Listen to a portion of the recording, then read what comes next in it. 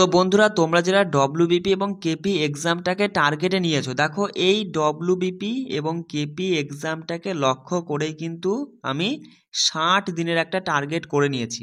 এবার এই 60 দিনের মধ্যে আমি তোমাদের 20টা দিন মানে 20 নাম্বার দিনের ক্লাস আমি তোমাদের করিয়ে দিয়েছি। আজকের এই ভিডিওতে তুমি 21 নাম্বার ডের যে ক্লাসটা রয়েছে সেটা তুমি পাবে। দেখো এই একটা ক্লাসের মধ্যেই কিন্তু তুমি কারেন্ট অ্যাফেয়ার্স, টপিক অনুযায়ী জিকে, ম্যাথ, জিআই, পিভিআরএস এর প্রশ্ন সমস্ত কিছু তুমি এই একটা ক্লাসের মধ্যে মানে একটা ভিডিওর মধ্যেই তুমি সমস্ত কিছু পাচ্ছ। ঠিক আছে, আর আমি তো তোমাদেরকে প্রথমেও বলেছিলাম, আজও বলছি আর ভবিষ্যতেও বলবো, পরীক্ষা যতদিন না তোমাকে আমি ওই পরীক্ষার ফলাফল মানে কি বলবো, এক্সাম দিয়ে আসবে সেই প্রশ্নপত্র আমি তোমাদেরকে যতদিন না মিলিয়ে দিচ্ছি ততদিন বলবো যে তুমি আমার কথা মতো এইভাবে পড়ে যাও। 75-এর মধ্যে 60 নাম্বার আমি তোমাকে তুলে দেবো, দেখিয়ে দেবো। ঠিক আছে, শুধু একটু মনোযোগ সহকারে পড়ে নাও। দেখো বেশ কিছুদিন আমি ক্লাস দিইনি, অসুবিধা মানে কোনো চিন্তা করো না। পুজোর পরেই তোমাদের পরীক্ষা হচ্ছে, এবার পুজোর আগেই আমি তোমাদের সমস্ত সিলেবাস মানে 60 দিনের টার্গেটটা কমপ্লিট করিয়ে মক টেস্ট বলো, তোমার হচ্ছে মক টেস্ট কমপ্লিট করিয়ে তারপরে তোমাদেরকে রিভিশনও আমি করিয়ে দেবো। ঠিক আছে, কোনো চাপ নিও না। দেখো আজকে আমরা 21 নাম্বার ডেতে কারেন্ট অ্যাফেয়ার্স থেকে দেখব ফার্স্ট ইন ইন্ডিয়া। ঠিক আছে, এর পার্ট 1টা দেখব। জিকে টপিক থেকে দেখো সায়েন্সের ক্লাস চলছে, আগের দিন সায়েন্সের 1 নম্বর ক্লাসটা দেখেছি আর আজকে 2 নম্বর ক্লাসটা দেখব। দেখো এখানে আমি একটা জিনিস লক্ষ্য করেছি যে সায়েন্স থেকে যে সকল প্রশ্নগুলো এই তোমার ডব্লিউবি এবং কেপি এক্সামে হচ্ছে না, মানে এসেছে আর কি, পিভিআরএস এ বেশিরভাগ প্রশ্নই দেখছি হুবহু পাঠ্য বই থেকে, মানে তোমার হচ্ছে আজ থেকে প্রায় 10-12 বছর আগেকার যে সমস্ত পুরনো বইগুলো ছিল না সেখানকার থেকে হুবহু লাইনগুলো কপি করে তুলেছে। এবার সেই জন্য আমি তোমাদের ভাবছি যে তোমাদেরকে আমি কি করব, এই পাঠ্য বইটা আমি তোমাদেরকে রিভিশন করিয়ে দিয়ে তারপরে এমসিকিউ টাইপের প্রশ্ন দিয়ে দেবো, কোনো চাপ নিও না। আর ম্যাথের থেকে আজকে আমরা দেখব তোমার হচ্ছে মিশ্রণ, এই টপিকটার পার্ট 1 আমি কনসেপ্টের সাথে বেশ কিছু প্রশ্ন দিয়ে তোমাদেরকে কনসেপ্ট ধরিয়ে দেবো। আর জিআইয়ের গাণিতিক ক্রিয়ার পার্ট 3, ঠিক আছে, পার্ট 3তে মানে বেশ কিছু প্রশ্ন এমন রেখেছি যেটা বিবৃতির সিদ্ধান্তের মধ্যেও পড়ে। এই টপিক থেকে কিন্তু পরীক্ষায় প্রশ্ন আসে, তুমি দেখো ভিডিওটা সম্পূর্ণ দেখলেই বুঝতে পারবে। আর 5টা পিভিআরএস এর প্রশ্ন একদম একটু ডিটেলসে আমরা আলোচনা করে নেব। ঠিক আছে, চলো কারেন্ট অ্যাফেয়ার্সটা দেখে নিই। কারেন্ট অ্যাফেয়ার্সের ফার্স্ট ইন ইন্ডিয়ার পার্ট 1টা দেখে নেব। দেখো এখানে আমি 20টা গুরুত্বপূর্ণ প্রশ্ন তোমাদের মাঝে তুলেছি। এবার তোমরা কিন্তু এই 20টা প্রশ্নের মধ্যে যেন বাছাই করতে লেগে যেও না, যেন এখান থেকে বেছে বেছে 5-7টা পড়লে বাকিগুলো পড়লে না, এটা কিন্তু করবে না। ঠিক আছে, আমি যেগুলো রাখছি সেগুলোই কিন্তু একটু পড়ে মাথায় রাখার চেষ্টা করবে, কেমন? চলো প্রথম প্রশ্ন দেখো কি বলছে। বলছে প্যারিস অলিম্পিক 2024-এ মহিলাদের 10 মিটার এয়ার পিস্তল ফাইনালে ভারতের হয়ে প্রথম পদক কে জিতেছেন? মনু ভাকর, মাথায় রাখবে মনু ভাকর, যিনি প্যারিস অলিম্পিক 2024-এ মহিলাদের 10 মিটার এয়ার পিস্তল ফাইনালে ভারতের হয়ে প্রথম মানে পদক লাভ করেছেন। ঠিক আছে, দেখো দ্বিতীয় প্রশ্নটা কি বলছে। বলছে জ্যোতির্বিদ্যার পর্যটন প্রচারের লক্ষ্যে, কিসের জন্য? জ্যোতির্বিদ্যার পর্যটন প্রচারের লক্ষ্যে ভারতের কোন শহরে প্রথম এই যে নক্ষত্র সভার আয়োজন করা হয়েছে? দেখো প্রশ্নটা মাথায় রাখবে এইভাবে, নক্ষত্র সভার কথা বলছে, এটা উত্তরাখণ্ডের মৌসুরীতে আয়োজন করা হয়েছে। এটা কিসের জন্য? এটা হচ্ছে জ্যোতির্বিদ্যা পর্যটন প্রচার করার জন্য। ব্যাস, চলো 3 নাম্বার প্রশ্নে দেখো কি বলছে। বলছে কোন রাজ্য 2024 সালের জুনে ভালো ন্যায় বিচার প্রদানের জন্য প্রথম সাক্ষী সুরক্ষা প্রকল্প অনুমোদন করেছে? কি করেছে? এই যে সাক্ষী সুরক্ষা প্রকল্প অনুমোদন করেছে কোন রাজ্য? আসাম রাজ্য, মাথায় রাখবে। ঠিক আছে, বলছে ভারত 2024 সালের জুলাইয়ে প্রথমবারের মতো 46তম, কততম? 46তম ইউনেস্কো ওয়ার্ল্ড হেরিটেজ কমিটির সেশনটা হোস্ট করেছে কোথায়?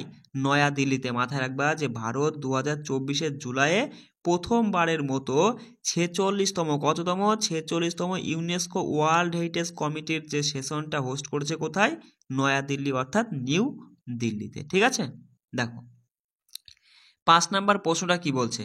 বলছে কোন দেশ প্রথমবারের মতো নতুন নোটে হলোগ্রাফিক প্রযুক্তি ব্যবহার শুরু করেছে? মাথায় রাখবা যে নোটে মানে টাকার যে নোট, সেই নোটে হলোগ্রাফিক প্রযুক্তি ব্যবহার শুরু করেছে জাপান। বিশ্বের মধ্যে প্রথম দেশ হয়ে উঠেছে যে কিনা নোটে হলোগ্রাফিক প্রযুক্তি ব্যবহার শুরু করেছে। চলো 6 নাম্বার প্রশ্ন দেখো কি বলছে। বলছে মহিলাদের টেস্ট ক্রিকেটের ইতিহাসে দ্রুততম ডবল সেঞ্চুরি করা প্রথম ভারতীয় মহিলা খেলোয়াড়কে বলে ফেলো। শেফালি ভার্মা। মাথায় রাখবে যে শেফালি ভার্মা যিনি ডবল সেঞ্চুরি করেছেন, ভারতের প্রথম মহিলা, মানে মহিলাদের টেস্ট ক্রিকেটের ইতিহাসে দ্রুততম ডবল সেঞ্চুরি করা প্রথম ভারতীয় মহিলা হচ্ছেন শেফালি ভার্মা। 7 নাম্বার প্রশ্ন দেখো কি বলছে। বলছে কোন দেশ 2024 সালের মে মাসে বিশ্বের প্রথম 6G ডিভাইস লঞ্চ করেছে? দেখো বিশ্বের প্রথম 6G ডিভাইস লঞ্চ করেছে কোন দেশ? জাপান। মাথায় রাখবে। বলছে হাইব্রিড প্রযুক্তি ব্যবহার করা ভারতের প্রথম স্টেডিয়াম কোনটি? বলে ফেলো। ধর্মশালা স্টেডিয়াম। মাথায় রাখবে যে ধর্মশালা স্টেডিয়াম হলো হাইব্রিড প্রযুক্তি ব্যবহার করা ভারতের প্রথম স্টেডিয়াম। বলছে কোন রাজ্যের প্রধানমন্ত্রী নরেন্দ্র মোদী ভারতের প্রথম আন্ডার ওয়াটার মেট্রো সার্ভিসের উদ্বোধন করেছে? দেখো এই কথাটা আন্ডার ওয়াটার মেট্রো সার্ভিস কথাটা আসা মাত্রই তুমি করে দিবা কি পশ্চিমবঙ্গ রাজ্যের কলকাতাতে ভারতের প্রথম আন্ডার ওয়াটার মেট্রো সার্ভিসের উদ্বোধন করা হয়েছে।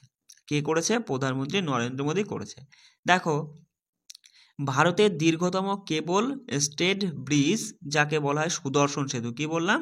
কেবল স্টেড ব্রিজ বা সুদর্শন সেতু, এটাও মাথায় রাখবে, এই তথ্যটাও দিয়ে পরীক্ষা আসতে পারে। এই সুদর্শন সেতুর উদ্বোধন করেছেন কে? মানে মাথায় রাখবে যে এটা কোথায় উদ্বোধন করা হয়েছে আর কি, এটা হচ্ছে গুজরাটে দ্বারকাতে। ঠিক আছে, কোথায়? গুজরাটের দ্বারকাতে উদ্বোধন করা হয়েছে। দেখো পরের প্রশ্নটা কি বলছে। বলছে যে ভারতের কোন রাজ্যে বিশ্বের প্রথম বৈদিক ঘড়ি স্থাপন করা হয়েছে? বলে ফেলো। বৈদিক ঘড়ি, এটা দিয়ে মাথায় রাখবে যে বৈদিক ঘড়ি এটা হচ্ছে মধ্যপ্রদেশের উজ্জয়িনীতে মানে স্থাপন করা হয়েছে। এটা হচ্ছে বিশ্বের প্রথম বৈদিক ঘড়ি। তাহলে যেটা কোথায় রয়েছে? ভারতে রয়েছে। ভারতের কোন রাজ্যে? মধ্যপ্রদেশ রাজ্যে। মধ্যপ্রদেশে কোথায়? উজ্জয়িনীতে। ঠিক আছে, মাথায় রাখবে যে বিশ্বের প্রথম বৈদিক ঘড়ি ভারতের মধ্যপ্রদেশের উজ্জয়িনীতে স্থাপন করা হয়েছে। চলো 12 নাম্বার প্রশ্ন দেখো কি বলছে। বলছে জাতির পিতা মহাত্মা গান্ধীকে উৎসর্গ করা 120 ফুট উঁচু দেশের প্রথম তাম্র পরিহিত সর্বোচ্চ বাপু টাওয়ার। কি বললাম? তাম্র পরিহিত সর্বোচ্চ বাপু টাওয়ার কোথায় স্থাপন করা হয়েছে? এটা বিহারের পাটনাতে। ঠিক আছে, মাথায় রাখবা। দেখো 13 নাম্বার প্রশ্নটা বলছে যে ভারত তার প্রথম স্বদেশী বিকিরণ বিরোধী ক্ষেপণাস্ত্র রুদ্রম 1, কি বললাম? রুদ্রম 1-এর সফল পরীক্ষা করেছে। আর এটি তৈরি করেছে কে?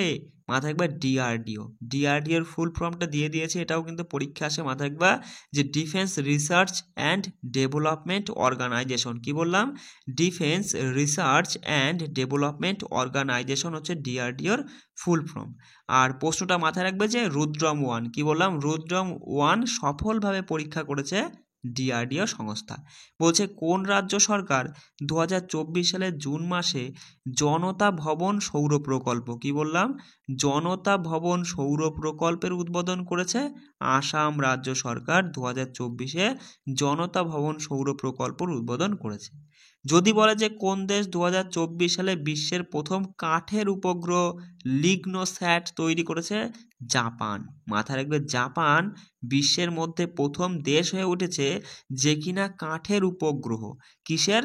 কাঠের উপগ্রহ লিগনোস্যাট, যার নাম হচ্ছে লিগনোস্যাট, এটা তৈরি করতে চলেছে জাপান। দেখো 16 নাম্বার প্রশ্নটা বলছে যে বিশ্বের প্রথম ওম আকৃতির মন্দির কোথায় উদ্বোধন করা হয়েছে? এটা রাজস্থানের পালিতে। মাথায় রাখবা রাজস্থানের পালিতে বিশ্বের প্রথম ওম আকৃতির মন্দিরটা উদ্বোধন করা হয়েছে। যদি বলে প্রথম আন্তর্জাতিক আলু দিবস কবে পালিত হলো বা হয়েছে? মাথায় রাখবা 2024 সালে 2024-এর 30শে মে। কি বললাম? 2024-এর 30শে মে প্রথম আন্তর্জাতিক আলু দিবস পালিত হলো। 18 নম্বর প্রশ্ন দেখো কি বলছে যে উত্তরপ্রদেশের প্রথম বায়োপ্লাস্টিক পার্ক, কি বললাম? উত্তরপ্রদেশ রাজ্যের প্রথম বায়োপ্লাস্টিক পার্ক কোন জায়গায় মানে প্রতিষ্ঠিত হয়েছে? সেটা হচ্ছে উত্তরপ্রদেশের, মাথায় রাখবা যে লখিমপুর খেরি, উত্তরপ্রদেশের লখিমপুর খেরিতে প্রথম বায়োপ্লাস্টিক পার্কের মানে উদ্বোধন করা হয়েছে। বলছে কোন দেশ আদিত্য L1 জুলাই 2024 সালে প্রথম হ্যালো কক্ষপথ সম্পূর্ণ করেছে? তাহলে কোন দেশের এটা? এই যে আদিত্য L1 নামটা শোনা মাত্রই তুমি বলে দিবা যে এটা হচ্ছে ভারতের, তাই না? আদিত্য L1 হলো ভারতের একটি মিশন, যে কিনা কি করেছে 2024 সালে প্রথম হ্যালো কক্ষপথ সম্পূর্ণ করেছে এই আদিত্য L1। দেখো আর একটা প্রশ্ন আছে, একটু দেখে নাও। বলছে 2024 সালে কোন দেশ তার প্রথম বহুজাতিক মহড়া, সেটা হচ্ছে তরঙ্গ শক্তি, এই তরঙ্গ শক্তি পরিচালনা করবে? কোন দেশ? ভারত। মাথায় রাখবে ভারত। কি বললাম? ভারত 2024 সালে প্রথম বহুজাতিক মহড়া তরঙ্গ শক্তি, এই নামটা মাথায় রাখবে যে তরঙ্গ শক্তি পরিচালনা করবে ভারত। ঠিক আছে, দেখো এই 20টা প্রশ্ন কারেন্ট অ্যাফেয়ার্স থেকে কিন্তু 20টাই পড়বে, এখান থেকে কিন্তু বাছার চেষ্টা করো না, কেমন? আর যদি কোনো জায়গায় কোনো রকমে বলতে বা মানে তোমাদেরকে যদি বুঝতে কোনো সমস্যা হয়, অবশ্যই কিন্তু আমাকে সেটা কমেন্ট করে জানাবে। চলো, বিজ্ঞান থেকে আজকে আমরা দুটো টপিক আলোচনা করে নেব। দেখো, জীববিদ্যা থেকে রেচন, এই টপিকটা দেখব, আর তার সাথে সাথে পদার্থবিদ্যা থেকে পরমাণু বলে একটা টপিক রয়েছে, সেই টপিকটাও কিন্তু আমরা আলোচনা করে নেব। দেখো, আমি তোমাদের মাঝে এই যে মানে পাঠ্য বই তুলে ধরেছি এই কারণেই, তুমি যদি একটু ভালো করে লক্ষ্য করো, তুমি দেখবা যে প্রিভিয়াস ইয়ার্সের মানে বিগত বছরের প্রায় 95% তোমার সায়েন্সের যে প্রশ্নপত্রগুলো সমস্ত কিছুই কিন্তু এই আমি খেয়াল করে দেখেছি যে এই পাঠ্য বই থেকে হুবহু তুলে ধরেছে। সেই জন্যই আমি তোমাদের দেখো এই সায়েন্সের জন্য আমি কি করব, এই পাঠ্য বইটা একটু যে টপিকগুলো রয়েছে সেগুলো একটু ছোট্ট করে তোমাদের মাঝে আলোচনা করব, তারপরে তো এমসিকিউ টাইপের প্রশ্ন থাকবেই, সেগুলো তোমরা তারপরে পড়ে নেবে। ঠিক আছে, তা আজকে দেখো রেচন বিষয়টা কি দাদা? রেচন মানে হচ্ছে কি, মাথায় রাখবা, উদ্ভিদ বলো আর প্রাণী বলো, উদ্ভিদ এবং প্রাণীরা যে প্রক্রিয়া বা যে কৌশলের মাধ্যমে তাদের দেহে যে সকল দূষিত বজ্র পদার্থগুলো উৎপন্ন হয় সেগুলো দেহ থেকে বার করে ফেলে, সেই প্রক্রিয়াটাই হচ্ছে রেচন। বিষয়টা বুঝতে পারলে? যেমন উদ্ভিদরা কি তোমার হচ্ছে ফল মোচন, বাকল মোচন, পত্র মোচনের মাধ্যমে তাদের দেহের দূষিত পদার্থগুলো মানে দেহ থেকে নিষ্কাশিত করে। আর প্রাণীরা কি করে, তাদের নির্দিষ্ট অঙ্গ বা তন্ত্র রয়েছে, তাই না? সেই অঙ্গ বা তন্ত্রের মাধ্যমে দেহ থেকে বাইরে বার করে দেয়, সেইটাই হচ্ছে রেচন প্রক্রিয়া। চলো দেখো, আমি সম্পূর্ণ তোমাকে মানে বলবো না, মানে এই পুরোটা আমরা পড়বো না, যেই পয়েন্টগুলো ইম্পর্টেন্ট মানে যেখান থেকে প্রশ্ন পরীক্ষায় হয় সেই পয়েন্টগুলো আমি তোমাদেরকে এখানে উল্লেখ করে দেবো। সেগুলো তুমি যদি পারো তাহলে ছোট্ট করে খাতায় একটা নোট করে নিতে পারো, ঠিক আছে? তাহলে কিন্তু বেশ ভালো হয়। দেখো, মাথায় রাখবে, প্রথমেই চলে আসি যে প্রাণীদের বিভিন্ন রেচন অঙ্গ বা তন্ত্র, এখান থেকে পরীক্ষায় প্রশ্ন আসে। মাথায় রাখবা, চ্যাপ্টা কৃমির মধ্যে পড়ছে প্লানেরিয়া ফিতাকৃমি। কি বললাম? প্লানেরিয়া ফিতাকৃমি, এদের রেচন অঙ্গের নাম কি? ফ্লেম কোষ বা শিখা কোষ। ঠিক আছে, কেঁচো, জোক, পেরিপেটাস, অ্যাম্ফিঅক্সাসের রেচন অঙ্গ হচ্ছে নেফ্রিডিয়া। মাথায় রাখবে, পতঙ্গদের অর্থাৎ আরশোলা, ফড়িং, প্রজাপতি, মশা, এদের রেচন অঙ্গ হচ্ছে ম্যালপেজিয়াম নালিকা। চিংড়ির রেচন অঙ্গের নাম কি? সবুজ গ্রন্থি বা শুঙ্গ গ্রন্থি। মাথায় রাখবে কিন্তু এই রেচন অঙ্গগুলোর নাম কিন্তু পরীক্ষায় আসে। তারপরে দেখো, মাকড়সা, কাঁকড়া, বিছে, এদের রেচন অঙ্গ হচ্ছে কক্সাল গ্রন্থি। চলে আসি শামুক, ঝিনুক এবং মাছ থেকে শুরু করে সমস্ত স্তন্যপায়ী বলে তো মানে মেরুদণ্ড প্রাণী, সকল প্রকারের মেরুদণ্ড প্রাণীদের রেচন অঙ্গ হচ্ছে বৃক্ক বা কিডনি। ঠিক আছে, এই তথ্যগুলো কিন্তু মাথায় রাখবা। এবার দেখো, উদ্ভিদ ও প্রাণীদের যে রেচন পদার্থগুলি সেগুলোকে তোমার হচ্ছে মানে 3টে ভাগে ভাগ করা হয়েছে। সেটা দেখো যে নাইট্রোজেন বিহীন রেচন পদার্থ রয়েছে, নাইট্রোজেন যুক্ত রেচন পদার্থ আর কার্বন যুক্ত রেচন পদার্থ রয়েছে। তাহলে নাইট্রোজেন বিহীন রেচন পদার্থ, পরীক্ষায় এমন আসবে প্রশ্ন যে নিম্নলিখিত কোনটি উদ্ভিদদের নাইট্রোজেন বিহীন রেচন পদার্থ, তখন সঠিক উত্তর করতে হবে অপশান অনুযায়ী। তুমি এখানে একটু দেখে নাও যে উদ্ভিদদের নাইট্রোজেনবিহীন রেচন পদার্থ হচ্ছে গদ, রজন, তরুক্ষীর, ধাতব কেলাস, এগুলো সবই কিন্তু নাইট্রোজেনবিহীন রেচন পদার্থ। কাদের? উদ্ভিদদের। প্রাণীদের কথা বললে কার্বন ডাই অক্সাইড মাথায় রাখবে, কিটোন বডি, এগুলো হচ্ছে নাইট্রোজেনবিহীন রেচন পদার্থ। নাইট্রোজেন যুক্ত রেচন পদার্থ উদ্ভিদদের রয়েছে উপক্ষার, আর এই উপক্ষারের মধ্যে রয়েছে নিকোটিন, কুইনাইন, ডাটুরিন, রেসারপিন, ঠিক আছে, মাথায় রাখবা। আর প্রাণীদের নাইট্রোজেনযুক্ত রেচন পদার্থ হচ্ছে urea, ammonia, uric acid, bilirubin, biliverdin, এগুলো সবই হচ্ছে প্রাণীদের নাইট্রোজেনযুক্ত রেচন পদার্থ। এটা বেশ গুরুত্বপূর্ণ, পরীক্ষা আসে যে কার্বনযুক্ত, উদ্ভিদদের কার্বনযুক্ত রেচন পদার্থ হচ্ছে ট্যানিন, আর প্রাণীদের হচ্ছে CO2, ঠিক আছে। চলে আসি দেখো পরের পয়েন্টে, আমরা দেখব আর কি গুরুত্বপূর্ণ তথ্য। হ্যাঁ, এখান থেকে দেখো এই যে উদ্ভিদরা তাদের রেচন পদার্থ ত্যাগ করার বিভিন্ন রকমের কলা কৌশল রয়েছে। যেমন দেখো পত্রমোচন, পত্রমোচনের মাধ্যমে কিন্তু তোমার এই শিমুল, শিরীষ, আমড়া, অশ্বত্থ এই সকল উদ্ভিদরা পত্রমোচনের মাধ্যমে তাদের দেহ থেকে রেচন পদার্থ ত্যাগ করে দেয়। তাহলে পরীক্ষায় এমন প্রশ্ন আসবে, নিম্নের কোন উদ্ভিদ পত্রমোচনের মাধ্যমে রেচন পদার্থ ত্যাগ করে? অপশনে ধরো দিয়ে দিল যে অর্জুন, পেয়ারা, বাবলা, তার সাথে শিমুল দিয়ে দিল, তখন সঠিক উত্তর শিমুল হয়ে যাবে, ঠিক আছে। মাথায় রাখবা যে শিমুল, শিরীষ, আমড়া, অশ্বত্থ এই সকল উদ্ভিদরা পত্রমোচনের মাধ্যমে একটা নির্দিষ্ট ঋতুতে তোমার এই রেচন পদার্থগুলো ত্যাগ করে। দেখো বাকল মোচনের মাধ্যমে কোন উদ্ভিদরা রেচন পদার্থ ত্যাগ করে? অর্জুন, পেয়ারা, ঠিক আছে। ফল মোচনের মাধ্যমে লেবু, তেঁতুল, আপেল এই সকল উদ্ভিদরা ফল মোচনের মাধ্যমে রেচন পদার্থ ত্যাগ করে। দেখো এই যে উদ্ভিদদের নাইট্রোজেন বিহীন রেচন পদার্থগুলো দেখে নাও। চলে আসি গদ। গদ হচ্ছে জলে দ্রবণীয় একরকম বজ্র পদার্থ। গদ হচ্ছে কি? জলে দ্রবণীয় একরকম বজ্র পদার্থ। সাধারণত সেলুলোজ দ্বারা গঠিত উদ্ভিদের কোষ প্রাচীর বিনষ্ট হয়ে গদ উৎপন্ন হয়। এই লাইনটা গুরুত্বপূর্ণ এই কারণে বলছি, শোনো, যে পরীক্ষায় এমন প্রশ্ন আসে যে নিম্নলিখিত উদ্ভিদদের কোন অংশটা বিনষ্ট হয়ে, মানে কোষ প্রাচীর বিনষ্ট হয়ে কোনটি উৎপন্ন হয়, এরকম টাইপের প্রশ্ন আসবে, ঠিক আছে। তখন সঠিক উত্তর করবা যে গদ। গদ উৎপন্ন হয় সাধারণত উদ্ভিদদের কোষ প্রাচীর বিনষ্ট হয়ে। এবার দেখো গদের উৎস যেমন সজিনা, আমড়া, শিরীষ, জিওল, বাবলা এই সকল উদ্ভিদদের থেকে আমরা গদ পাই। আর অর্থকারী গুরুত্বটা মাথায় রাখবে যে গদ তোমার হচ্ছে কাষ্ঠ শিল্পে, তারপরে বই বাঁধাই শিল্পে তোমার আঠা হিসেবে ব্যবহার করা হয়। চলে আসি দেখো রজন। রজন দেখো মাথায় একবার পরীক্ষা এমন আসতে পারে যে রজনের উদাহরণ কোনটি? দেখো ধুনা, হিং, এগুলো হচ্ছে কিন্তু রজনের উদাহরণ। আর রজন আমরা সাধারণত পাইন গাছ থেকে পাই, ঠিক আছে। পাইন গাছের কাণ্ড থেকে আমরা তোমার হচ্ছে রজন সাধারণত পেয়ে থাকি, ঠিক আছে।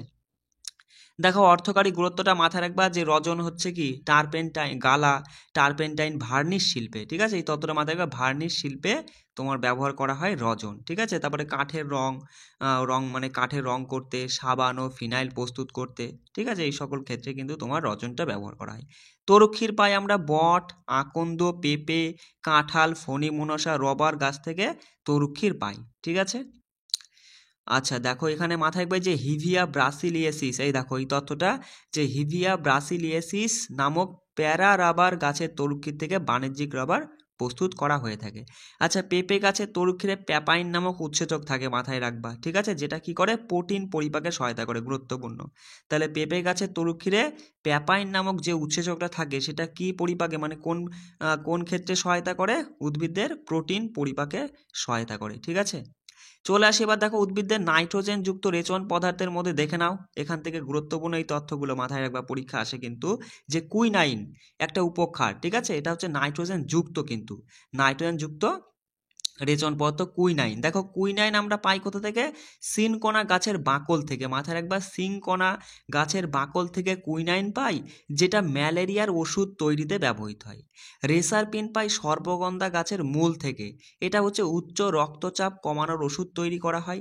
ডাটুরিন পাই ধুত্রা গাছের ফল, ফুল, মানে ফল, পাতা থেকে আমরা ডাটুরিন পেয়ে থাকি, এটা হাঁপানির ওষুধ তৈরিতে ব্যবহার করা হয় ডাটুরিন। নিকোটিন পাই তামাক গাছের পাতা থেকে, মাদক দ্রব্য হিসাবে ব্যবহৃত হয়। তারপরে মাথায় থাকবে স্ট্রিকনিন, এটা হচ্ছে কুচিলা গাছের বীজ থেকে পাই, পেটের পীড়ার ওষুধ তৈরিতে ব্যবহৃত হয়। মরফিন পাই আফিং গাছের কাঁচা ফলের ত্বক থেকে, মাথায় রাখবা যে মরফিন পাই আমরা আফিং গাছের কাঁচা ফলের ত্বক থেকে, যেটা হচ্ছে ব্যথা বেদনা উপাশম, ঠিক আছে, নিদ্রার ওষুধ তৈরিতে তোমার এই মরফিন ব্যবহার করা হয়। দেখো ক্যাফিন পাই কফি গাছের বীজ থেকে, যেটা ব্যথা বেদনা উপশমকারী ওষুধ তৈরিতে ব্যবহৃত হয়। চলো এবার দেখে নাও আচ্ছা, পরের পয়েন্টে দেখো যে মানব দেহের রেচন ক্রিয়া। দেখো মানব দেহের প্রধান রেচন অঙ্গ কিন্তু বৃক্ক, মাথায় রাখবা, ঠিক আছে। মানব দেহ বলতে মানে সকল প্রকার মেরুদণ্ড প্রাণীদের রেচন অঙ্গ হচ্ছে বৃক্ক। এবার দেখো বৃক্কের ওজনটা একটু মাথায় রাখবা এখানে, যে বৃক্কের ওজন হচ্ছে 125 থেকে 170 গ্রাম হয়ে থাকে, ঠিক আছে। আচ্ছা, এখান থেকে আর একটা গুরুত্বপূর্ণ দেখো, আমি বলে দিচ্ছি, পরীক্ষায় এমন টাইপের প্রশ্ন আসবে যে প্রতিটি বৃক্ক থেকে একটি করে সরু নালী নির্গত হয়ে মেরুদণ্ডের দুই পাশ দিয়ে নিচে বিস্তৃত হয়েছে, সেই নালিকাটার নাম কি, সেটা মাথায় রাখবে যে গোবিনী বা ইউরেটার, ঠিক আছে। বৃক্ক থেকে একটা করে নালী গিয়ে যেটা মূত্রাশয়ে মিশেছে, এই যে দুটো নালী, এই নালীটাকে বলা হয় ইউরেটার বা গোবিনী। এটা কিন্তু পরীক্ষায় আসে, ঠিক আছে। আচ্ছা দেখো, আমরা যে ইচ্ছা অনুযায়ী তোমার মূত্রত্যাগ করতে পারি কিসের কারণে, এটা স্ফিংক্টার পেশির কারণে, ঠিক আছে, স্ফিংক্টার পেশির কারণে, মাথায় রাখবা। আচ্ছা দেখো, বৃক্ক আমাদের মানে মানুষের বৃক্ক দেখতে অনেকটা সিমের মতো, ঠিক আছে, সিমের বীজের মতো আর কি, ঠিক আছে। এবার দেখো এই মানে মানুষের ক্ষেত্রে এটি একটা পরিণত মানুষের ক্ষেত্রে এটি লম্বাই 11 সেন্টিমিটার, প্রস্থে 5 সেন্টিমিটার, আর পুরু হচ্ছে 3 সেন্টিমিটার, মাথায় রাখবে। প্রতিটি বৃক্ক তন্তুময় যোগকলা নিয়ে গঠিত ক্যাপসুল দিয়ে ঢাকা থাকে। তাহলে বৃক্ক কোনটি দিয়ে, কোন আবরণ দ্বারা ঢাকা থাকে, ক্যাপসুল দ্বারা ঢাকা থাকে, মাথায় রাখবে। পরীক্ষা আসতে পারে যে বৃক্কের অবতল খাসটিকে কি বলা হয়, হাইলাম বলে। বৃক্কের অবতল খাসটিকে হাইলাম বলে, এটা মাথায় রাখবা, ঠিক আছে। দেখো মাথায় রাখবে যে লম্বচ্ছেদ করলে প্রত্যেকটি বৃক্কের দুইটি অংশ পাওয়া যায়। তা বাইরের গাঢ় লাল রঙের অংশটিকে বলা হয় কর্টেক্স, মাথায় রাখবার। ভিতরের অপেক্ষাকৃত হালকা লাল রঙের অংশটিকে বলা হয় মেডালা। চলো এখান থেকে আর গুরুত্বপূর্ণ তথ্য আমরা দেখে নিই। হ্যাঁ, এখান থেকে দেখো, এটা একটা গুরুত্বপূর্ণ তথ্য যে নেফ্রন হলো বৃক্ষের গঠনগত কার্যগত একক। তাহলে বৃক্ষের গঠনগত কার্যগত একক কি, নেফ্রন, মাথায় রাখবে, কেমন। আচ্ছা দেখো, এই নেফ্রন তোমার হচ্ছে, হ্যাঁ, নেফ্রন হলো কিডনি বা বৃক্ষের গঠনগত কার্যগত একক, যা প্রধানত ম্যালপেজিয়াম কর্পাসল আর তোমার মাথায় রাখবা যে বৃক্কীয় নালিকা নিয়ে গঠিত।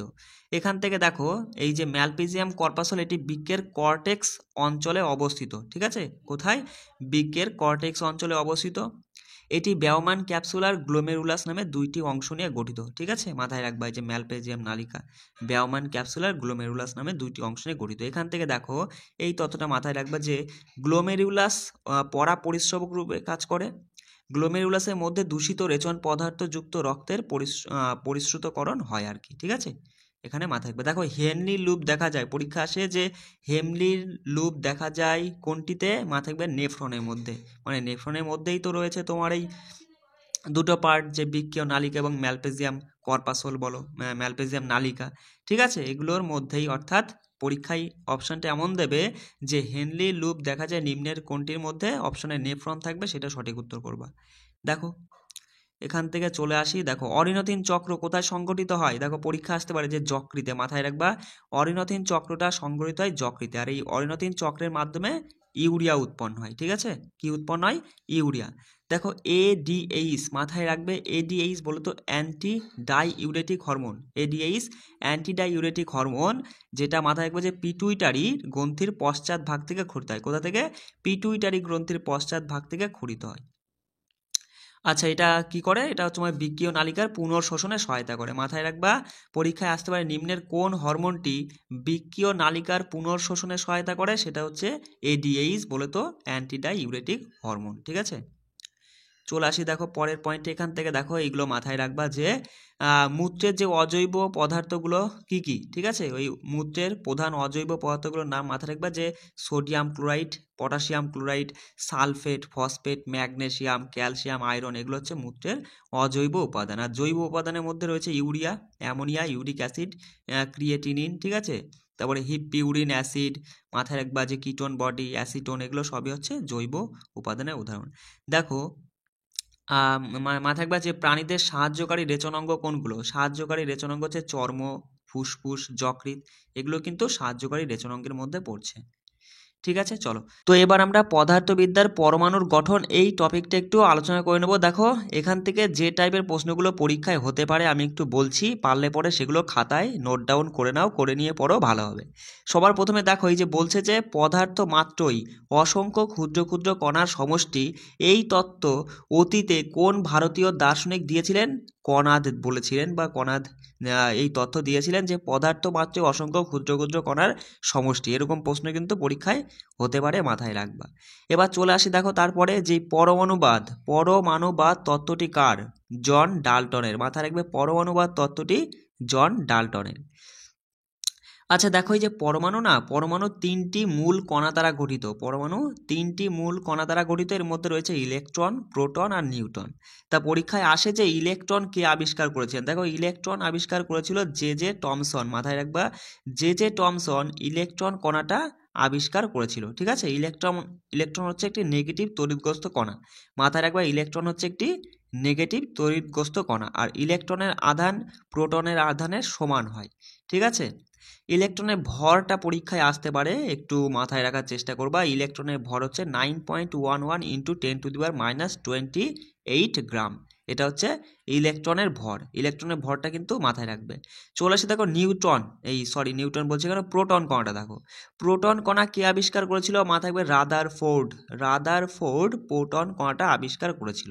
আচ্ছা, এই প্রোটন হচ্ছে পজিটিভ তড়িৎগ্রস্ত কণা স্রোত। ঠিক আছে, প্রোটন হচ্ছে একটি পজিটিভ তড়িৎগ্রস্ত কণা। মাথায় রাখবে প্রোটনের ভর ইলেকট্রনের ভরের প্রায় 1837 গুণ। ঠিক আছে, এটাও কিন্তু ভালো একটা পয়েন্ট যে প্রোটনের ভর ইলেকট্রনের ভরের কত গুণ? 1837 গুণ। আচ্ছা, এবার দেখো এই তথ্যটা মাথায় রাখবা যে আলফা কণার আধান প্রোটনের আধানের দ্বিগুণ হয়, আর আলফা কণার ভর প্রোটনের ভরের 4 গুণ হয়। ঠিক আছে, এটাও কিন্তু মাথায় রাখবে। দেখো চলে আসি। আচ্ছা, এবার আমরা দেখবো দেখো নিউটন কণা কে আবিষ্কার করেছিল? মাথায় রাখবে নিউটন কণা আবিষ্কার করেছিল স্যাডউইক। ঠিক আছে, নিউটন কণা কে আবিষ্কার করে? স্যাডউইক। নিউটন কণা হচ্ছে পরমাণুর একটি মূল উপাদান, আর মাথায় রাখবা যে কেবলমাত্র সাধারণ হাইড্রোজেন ছাড়া অন্যান্য সব মৌলের পরমাণুতে নিউটন বর্তমান। তাহলে সাধারণ হাইড্রোজেনে কিন্তু কোনো নিউটন থাকে না। ঠিক আছে, চলো এই বিষয়টা আমরা আসছি। এবার দেখো এখানে মাথায় রাখবা যে নিউটনের ভর আর প্রোটনের ভর সমান, নিউটনের ব্যাস আর প্রোটনের ব্যাস সমান। এখানে মাথায় রাখবে যে নিউটনের ভর ইলেকট্রনের ভরের প্রায় 1839 গুণ। কি বললাম? নিউটনের ভর ইলেকট্রনের ভরের প্রায় 1839 গুণ। এবার দেখো এখান থেকে মাথায় রাখবে যে মুখ্য শক্তি স্তর বা কোয়ান্টাম স্তর কোথায় দেখা যায়? এটা হচ্ছে নিউক্লিয়াসের মধ্যে দেখা যায়। যে মুখ্য শক্তি স্তর বা কোয়ান্টাম স্তর আমরা নিউক্লিয়াসের মধ্যে দেখতে পাই।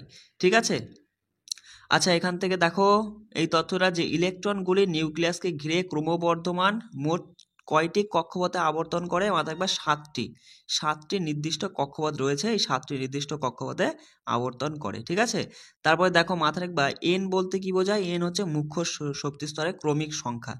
এটা কিন্তু মাথায় রাখবা। ঠিক আছে, দেখো চলে আসি। এই তথ্যটা কি বলছে যে কোনো পরমাণুর সব থেকে বাইরের কক্ষপথে 8টির বেশি ইলেকট্রন থাকতে পারে না, এবং মাথায় রাখবা যে সবথেকে বাইরের কক্ষপথের ঠিক আগের কক্ষপথে 18টির বেশি ইলেকট্রন থাকতে পারে না। ঠিক আছে, আর যে সকল মৌলের পরমাণুর সবথেকে বাইরের কক্ষপথে 8টি ইলেকট্রন থাকে তাদেরকে নিষ্ক্রিয় মৌল বা বিরল গ্যাস বা নোবেল গ্যাস বলা হয়। এবার এই নিষ্ক্রিয় মৌল বা নোবেল গ্যাস কোনগুলো সেগুলো একটু দেখে নাও। এই দেখো এখানে রয়েছে যে হিলিয়াম, নিয়ন, আর্গন, ক্রিপ্টন, জেনন, রেডন, এগুলো হচ্ছে নিষ্ক্রিয় গ্যাস। আর নিষ্ক্রিয় গ্যাসের মধ্যে কেবল হিলিয়াম রয়েছে যেটা ব্যতিক্রমী, মানে যার তোমার হচ্ছে বাইরের কক্ষপথে 8টি ইলেকট্রন থাকে না। কয়টি ইলেকট্রন থাকে? 2টি ইলেকট্রন থাকে। এটাও কিন্তু মাথায় রাখবা, কেমন? আচ্ছা, তারপরে দেখো, আচ্ছা এবার এখানে থেকে দেখো এইগুলো পরীক্ষায় আসে। আচ্ছা এখান থেকে দেখো এই যে সংকেতগুলো মাথায় রাখবা। হ্যাঁ, এই যে হাইড্রোজেনের সংকেত কি? এইচ, হিলিয়ামে এইচি, লিথিয়ামের এলআই, তারপরে বেরিলিয়ামের হচ্ছে বিই, বোরনের হচ্ছে বি, কার্বনের সি, নাইট্রোজেনের এন, অক্সিজেনের ও, ফ্লোরিনের এফ, নিয়নের এনই, সোডিয়ামের এনএ।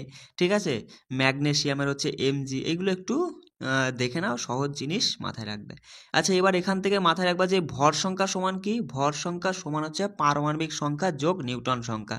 দেখো পারমাণবিক সংখ্যা মানে প্রোটন সংখ্যা অথবা ইলেকট্রন সংখ্যা। তাহলে পারমাণবিক সংখ্যাকে প্রোটন সংখ্যাও বলা হয়, আবার ইলেকট্রন সংখ্যাও বলা হয়। এবার আমরা যদি ভর সংখ্যা আমাদের বার করতে হয়, তাহলে পারমাণবিক সংখ্যা বা প্রোটন সংখ্যা অথবা অথবা ইলেকট্রন সংখ্যার সাথে নিউটন সংখ্যাটা যোগ করলে পরেই ভর সংখ্যা বেরিয়ে যাবে। ঠিক একই রকম যদি আমাদের পারমাণবিক সংখ্যা বার করতে বলে তাহলে ভর সংখ্যা থেকে আমরা নিউটন সংখ্যাটা বাদ দিয়ে দেবো, তাহলে পরে পারমাণবিক সংখ্যা বেরিয়ে যাবে। যদি আমাদের নিউটন সংখ্যাটা বার করতে বলে তাহলে একই রকম ভর সংখ্যা থেকে পারমাণবিক সংখ্যা বা প্রোটন সংখ্যাটা যদি আমরা বাদ দিই তাহলে পরে নিউটন সংখ্যা পাবো।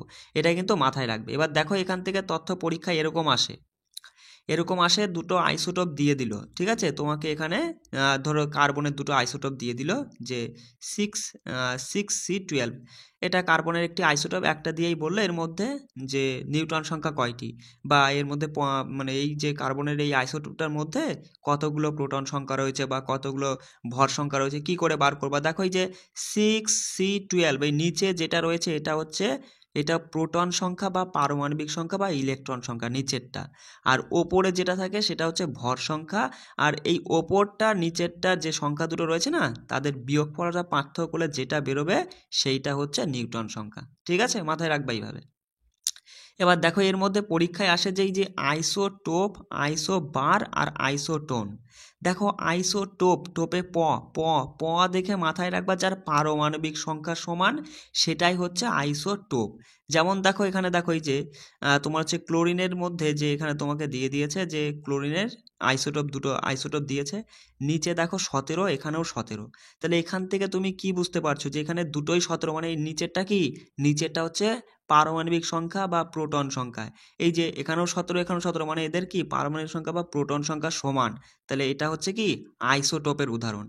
আইসোবার র, এই রতে মাথার একবার র, আইসোবারের রতে ভর সংখ্যা, যার ভর সংখ্যা সমান সেটাই হচ্ছে আইসোবার। হ্যাঁ, তাহলে এখানে তুমি দেখতে পাচ্ছ যে এই যে দুটো মৌলের ভর সংখ্যা কিন্তু সমান। দেখো ওপরের দুটোই কিন্তু, ওপরেরটা তো ভর সংখ্যা হয়, এখানেও 40 এখানেও 40, বিষয়টা বুঝতে পারছো। আর আইসোটোনে এই দেখে মাথায় রাখবা নতে নিউটন, যা নিউটন সংখ্যা সমান সেটাই হচ্ছে আইসোটোন। যেমন তুমি দেখো এখানে দুটো মৌল তুমি দেখতে পাচ্ছ, এদের নিউটন সংখ্যা দেখো, এদের বিয়োগফল তুমি যদি করো দেখো এখানে হচ্ছে 16 আসছে, এদের বিয়োগফল করলে এখানেও 16 আসছে, তার মানে বিয়োগফলটাই তোমার হচ্ছে নিউটন সংখ্যা বেরোয়। তাহলে এদের নিউটন সংখ্যা সমান, অর্থাৎ এটা আইসোটোপ। বুঝতে পারলে এইভাবে কিন্তু তুমি মাথায় রাখবা।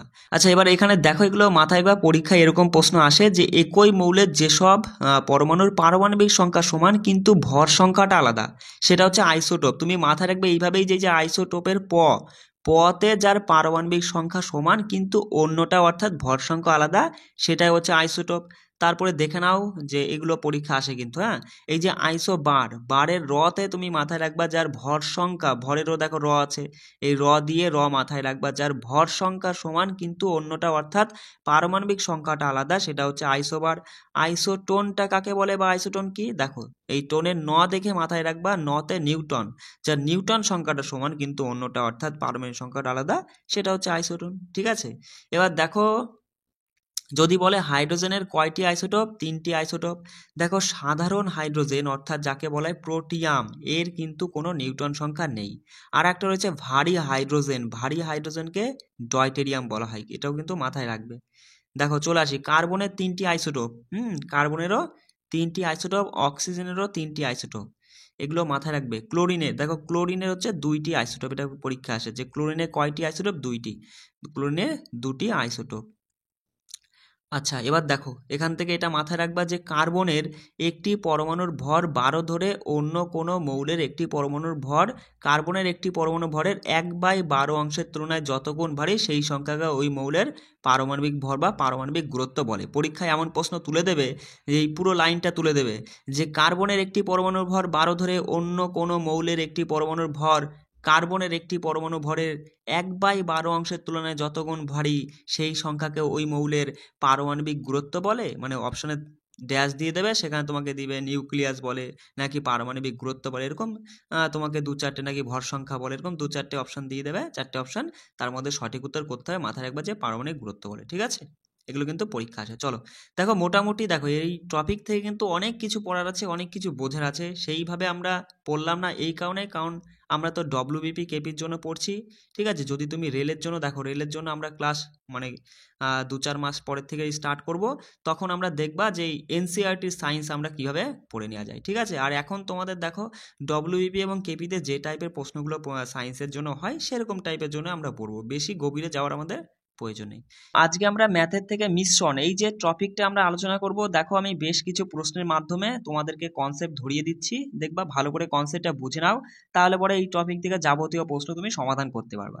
দেখো একটু একটু করে বোঝার চেষ্টা করো। দেখো একটা ড্রামের মধ্যে আমি বললাম যে ড্রামে 60% মিশ্রণ রয়েছে, তাহলে কত পার্সেন্ট ফাঁকা মানে খালি রয়েছে? সঙ্গে সঙ্গে বলবা যে দাদা সিম্পল ব্যাপার, 40% খালি রয়েছে বা ফাঁকা রয়েছে, তাই না? আর এমন কি, এবার আমি বললাম ড্রামের মধ্যে ধরো তোমার হচ্ছে মিল্ক অ্যান্ড ওয়াটার রয়েছে, তোমার হচ্ছে বললাম 80 লিটার হচ্ছে একটা মিশ্রণ, যেখানে মিল্ক অ্যান্ড ওয়াটার রয়েছে 2:3 অনুপাতে, 2:3 এই অনুপাতে রয়েছে। এবার এই 80 লিটার মিশ্রণ থেকে যদি তুমি 30 লিটার বা 40 লিটার যাই হোক, ধরো 30 লিটার মিশ্রণ তুলে নিলে, তাহলে থাকলো 50 লিটার পড়ে থাকলো। এবার এই 50 লিটার যে মিশ্রণটা পড়ে রয়েছে সেখানেও কিন্তু মিল্ক অ্যান্ড ওয়াটারের অনুপাত 2:3, আর যেটা তুমি তুলে নিয়েছো 30 লিটার সেখানেও কিন্তু মিল্ক অ্যান্ড ওয়াটারের রেশিওটা 2:3 থাকবে, একই থাকবে। কখন এই রেশিও অর্থাৎ অনুপাতটা কখন পরিবর্তন হবে? যখন তুমি এর সঙ্গে কোনো একটা কিছু, এই মিশ্রণে তুমি ধরো এক্সট্রা করে দুধ ঢাললে অথবা এক্সট্রা করে জল ঢাললে, তখনই কিন্তু এই অনুপাতে রেশিওটা আর কি চেঞ্জ হয়ে যাবে। বিষয়টা বুঝতে পারছো? একটু একটু করে আমরা এগোবো। দেখো আর একটা কথা বলি, দেখো আমি তোমাদের এখানে অ্যালিগেশন পদ্ধতিটা অ্যাপ্লাই করাবো, ঠিক আছে? সেই বিষয়টা কি দেখো, আমি একটু ছোট্ট করে বোঝানোর চেষ্টা করছি। ধরো আমি বললাম এ নাম্বার একটা দ্রব্য যেটা 20 টাকায় বিক্রি হয়, আর বি নাম্বার একটা দ্রব্য যেটা 30 টাকায় বিক্রি হয় মানে দাম আর কি। এ নাম্বার দ্রব্যের দাম 20 টাকা আর বি নাম্বার দ্রব্যের দাম 30 টাকা। আমি বললাম দুটো এক জায়গায় মিক্স করে 25 টাকা করে বিক্রি করাচ্ছে। এরকম থাকলে পরে সেক্ষেত্রে অ্যালিগেশন পদ্ধতি আমরা ব্যবহার করব। দেখো কি করবা, দেখো এখানে একটা সংখ্যা বেরোবে, এখানে একটা সংখ্যা বেরোবে, এটা এইখানে মানে এই দুই জায়গায় যে সংখ্যা দুটো বেরোবে সেটা বেরোবে এ আর বি এর অনুপাত। কি করে বেরোবে দেখো, এই যে 20 আর 25 এদের পার্থক্যটা বসবে এখানে, পার্থক্য বলেছি, মাইনাস টাইনাস আসবে না। দেখো 20 আর 25-এর পার্থক্য 5টা এখানে চলে আসলো, আর এখানে 25 আর এই 30-এর পার্থক্য তুমি বলবা এখানেও তো 5 হচ্ছে, এদের পার্থক্যটা চলে আসবে এখানে, ঠিক আছে? তাহলে এখানে হচ্ছে 1:1 অনুপাত হচ্ছে এ আর বি এর অনুপাত। বুঝতে পারছো? এই অ্যালিগেশন পদ্ধতির মাধ্যমে দেখো অঙ্কগুলো কি করে সমাধান করা যায়। অঙ্কগুলো দেখো, দেখলে পরেই তুমি আস্তে আস্তে বিষয়টা বুঝে যাবা। দেখো কি বলছে সোনা এবং রূপার অনুপাত দিয়েছে এত, এটা ইউনিটে ধরবো, যখনই অনুপাত থাকবে সেটা আমরা ইউনিটে ধরবো। বেশ ভালো কথা। কি বলছে দাদা? বলছে সোনা আর তোমার হচ্ছে রূপা, তা সোনা রূপার অনুপাতটা ওরা বলছে 8 আর 12, 8:12, মানে 8 ইউনিট সোনা থাকলে পরে আছে আর কি, আর সেখানে 12 ইউনিট রূপো আছে, এই অনুপাতে গলিত হয়। বলছে যদি 30 কেজি সোনা গলে যায়, মানে সোনা আর রূপো দুটোকেই গলানো হয়েছে, সেখানে 8 ইউনিট সোনা গলানো হয়েছে, ওরা বলছে ওসব জানি না ইউনিট ফিউনিটে, আমরা 30 কেজি সোনা গলিয়েছি। তাহলে এই 8 ইউনিটের ভ্যালু হচ্ছে 30 কেজি। বিষয়টা বুঝতে পারছো? 8 ইউনিটের ভ্যালু কত? 30 কেজি। তাহলে 1 ইউনিট সমান কত? দেখো এগুলো সিম্পল, তুমি তো মুখে মুখে করতে, 8 সমান যদি 30 হয় 1 সমান কত? 8/30 করলেই চলে আসবে। আমরা যাবো না ওইভাবে, আমাদের 1 সমান বার করার যুক্তি নেই। আমরা দেখলাম যে 8 ইউনিট সমান যদি 30 কেজি হয়, তাহলে তুমি বলো এর অর্ধেক অর্থাৎ 4 ইউনিট সমান হয়ে যাবে 15 কেজি। বিষয়টা বুঝতে পারলে? তাহলে এবার বলছে যে তাহলে গলিত মিশ্রণের ওজন কত? দেখো টোটালে তো 12 ইউনিট রূপো আর 8 ইউনিট সোনা, টোটালে 20 ইউনিট গলে গেছে। তাহলে তুমি আমাকে বলো দাদা 4 ইউনিটের মান যদি আমরা 15 কেজি পাই, তাহলে 20 ইউনিটের মান কত পাবো? দেখো 4-এর সঙ্গে 5 গুণ করে 20 আসে, তাই না? তাহলে 15-র সঙ্গেও 5 গুণ করে 5×15 75 কেজি। বিষয়টা বুঝতে পারলে কি? যদি বুঝতে না পারো আমাকে অবশ্যই কমেন্ট করবে। সঠিক উত্তর এখানে হবে 75 কেজি। দেখো অপশান 4-এ রয়েছে, 4 আমাদের সঠিক উত্তর হয়ে যাচ্ছে। চলো দেখো পরের প্রশ্ন কি বলছে একটি মিশ্রণে 3:2 অনুপাতে অ্যাসিড আর অ্যালকোহল রয়েছে। কি রয়েছে দেখো, আমি একটু লেখার চেষ্টা করছি। অ্যাসিড আর অ্যালকোহল রয়েছে তোমার হচ্ছে 3:2 এই অনুপাতে। বলছে মিশ্রণে 10 লিটার অ্যালকোহল যোগ করলে অ্যাসিড আর অ্যালকোহলের অনুপাত এত হয়। দেখো অনুপাতটা কি হচ্ছে? অনুপাতটা হচ্ছে 3:5 হয়ে যাচ্ছে। কখন? যখন এখানে আমরা 10 লিটার অ্যালকোহল যোগ করলাম এই যে মিশ্রণটার মধ্যে, এই মিশ্রণটার মধ্যে যখন আমরা কি করলাম, যখন আমরা 10 লিটার অ্যালকোহল অ্যাড করি। দেখো অ্যালকোহল তো প্রাথমিকভাবে কত ছিল? প্রাথমিকভাবে ছিল 2 ইউনিট, কিন্তু এখন হয়ে গেছে 5 ইউনিট, মানে 3 ইউনিট অ্যাড করা হয়েছে, তাই না? এবার 3 ইউনিট অ্যাড করা হয়েছে, ওরা বলছে ইউনিট ফিউনিট বুঝি না, 10 লিটার অ্যাড করা হয়েছে। 3 ইউনিট সমান যদি 10 লিটার হয়, এবার আমাদের দেখো অ্যাসিড যেহেতু দুক্ষেত্রে সমান আছে, আমাদের এক্ষেত্রে সমান করার কোনো প্রয়োজন নেই। দেখো 3 ইউনিট সমান 10 লিটার বলছে, মূল মিশ্রণে মানে প্রথম যে মিশ্রণটা ছিল সেই মিশ্রণে অ্যাসিডের পরিমাণ কি ছিল। দেখো প্রথম মিশ্রণে অ্যাসিড ছিল 3 ইউনিট, তাহলে আমাদের এখানে 3 ইউনিটের মানে জানতে চেয়েছে, 3 ইউনিট সমান 10 লিটার, মানে প্রথম তোমার মূল মিশ্রণে অ্যাসিডের পরিমাণ ছিল 10 লিটার। বিষয়টা বুঝতে পারলে অপশান যদি আমরা দেখি, অপশান দেখো, আচ্ছা এখানে দেখো অপশান ভুল আছে, তাহলে ঠিক আছে, এখানে সঠিক উত্তর যে কোনো একটা কেটে 10 করে নাও। হ্যাঁ, চলো পরে প্রশ্ন দেখো কি বলছে। 3 নাম্বার প্রশ্ন দেখো কি বলছে, বলছে প্রতি কেজি 50 টাকা মূল্যের 7 কেজি, দেখো এখানে 7 কেজি হবে না, এটা একটু টাইপিং মিস্টেক, 7.5 কেজি হবে, ঠিক আছে, 7.5 কেজি। বলছে প্রতি কেজি 50 টাকা মূল্যের 7.5 কেজি চালের সাথে প্রতি কেজি 42 টাকা মূল্যের কত কেজি চাল মিশিয়ে দিতে হবে, যাতে মিশ্রণটি প্রতি কেজি 53.10 টাকা দরে বিক্রি করলে 18% লাভ হয়। দেখো এই যখনই লাভ লোকসান থাকবে না, তোমাকে আগে কি করতে হবে, এই যে এইটুকুনার সিপি বার করে নিতে হবে। সঙ্গে সঙ্গে তুমি বলবা 18% মানে 18/100, এটা কাটলে পরে 9/50 হচ্ছে, তাই না? তার মানে 50-এ 9 লাভ, মানে 50 টাকার জিনিস 9 লাভ হয়েছে, মানে 9 টাকা লাভ করছে, মানে 59 টাকায় বিক্রি করছে। এবার এই 59 টাকার মানই তো ওরা এটা দিয়েছে, তাই তো, যে এত টাকা এত দরে বিক্রি করে এত % লাভ হচ্ছে। বিষয়টা বুঝতে পারছো? তাহলে 59 সমান যদি 53.10 হয়, 1 ইউনিট সমান কত আর 50 ইউনিট সমান কত, সেটা করলে আমাদের সিপি বেরিয়ে যাবে। সঙ্গে সঙ্গে তুমি এর সঙ্গে 9 গুণ করবা। কেন আমরা 9 দিয়ে যাচাই করতে যাচ্ছি, এইগুলো তোমার দিমাগে কাজে লাগাতে হবে, কারণ 9 নং 81, এই একটা দেখা মাত্রই তোমার 9 দিয়েই তুমি অ্যাপ্লাই করবা একবারে, মানে এইগুলো তোমার দিমাগের উপর কাজ করতে হবে। সঙ্গে সঙ্গে তুমি বলবা যে দেখো কাটাকাটি করে 1 ইউনিট সমান 0.9 হবে, এই 10 মানে শূন্যটা উড়ে যাবে, দু ঘর আছে তাই, ঠিক আছে। এবার দেখো 0.9 বেরোলো, 1 ইউনিট সমান, 1 ইউনিট সমান যদি 0.9 হয়, তাহলে 50 ইউনিট সমান কত, সঙ্গে সঙ্গে হলো 5 নং 45 দশমিকের জন্য শূন্যটা উড়ে গেল, 45 হয়ে গেল সিপি। বিষয়টা বুঝতে পারলে, সিপি কত পেলাম, 45, মানে কি দাদা, প্রথম প্রকার যে চাল যেটা 50 টাকা কেজি ধরে ছিল, আর দ্বিতীয় প্রকার, দেখো একটু দেখে নাও, দ্বিতীয় প্রকার যে চালটা সেটা 42 টাকা কেজি ধরে ছিল, এই দুটো মেশালাম, মিশিয়ে সেটা নাকি কত করে হচ্ছে, দামটা কত হচ্ছে 45 হচ্ছে, লাভটা আমরা পরে দেখি। দেখো অ্যালিগেশন পদ্ধতি অ্যাপ্লাই করবা। দেখো 42 আর 45-এর পার্থক্য 3, 50 আর 45-এর পার্থক্য 5, এটা এই যে অনুপাতটা কিসের অনুপাত পেলাম, 1 নম্বর মানে প্রথম প্রকার চাল আর দ্বিতীয় প্রকার চালের অনুপাতটা পেলাম। এবার ওরা বলছে প্রথম প্রকার চালটা ছিল 7.5 কেজি, এটা 7.5 কেজি হবে, একটু দেখে নাও, 7.5 কেজি। তাহলে তুমি বলো 3 ইউনিট সমান যদি 75 মানে 7.5 হয়, তাহলে 1 ইউনিট সমান কত, বলবা 3×75 মানে 2.5। 1 ইউনিট সমান যদি 2.5 হয়, আমাদের এখানকার দ্বিতীয় যে চালটা কত কেজি ছিল সেইটা আমাদের বার করতে বলেছে।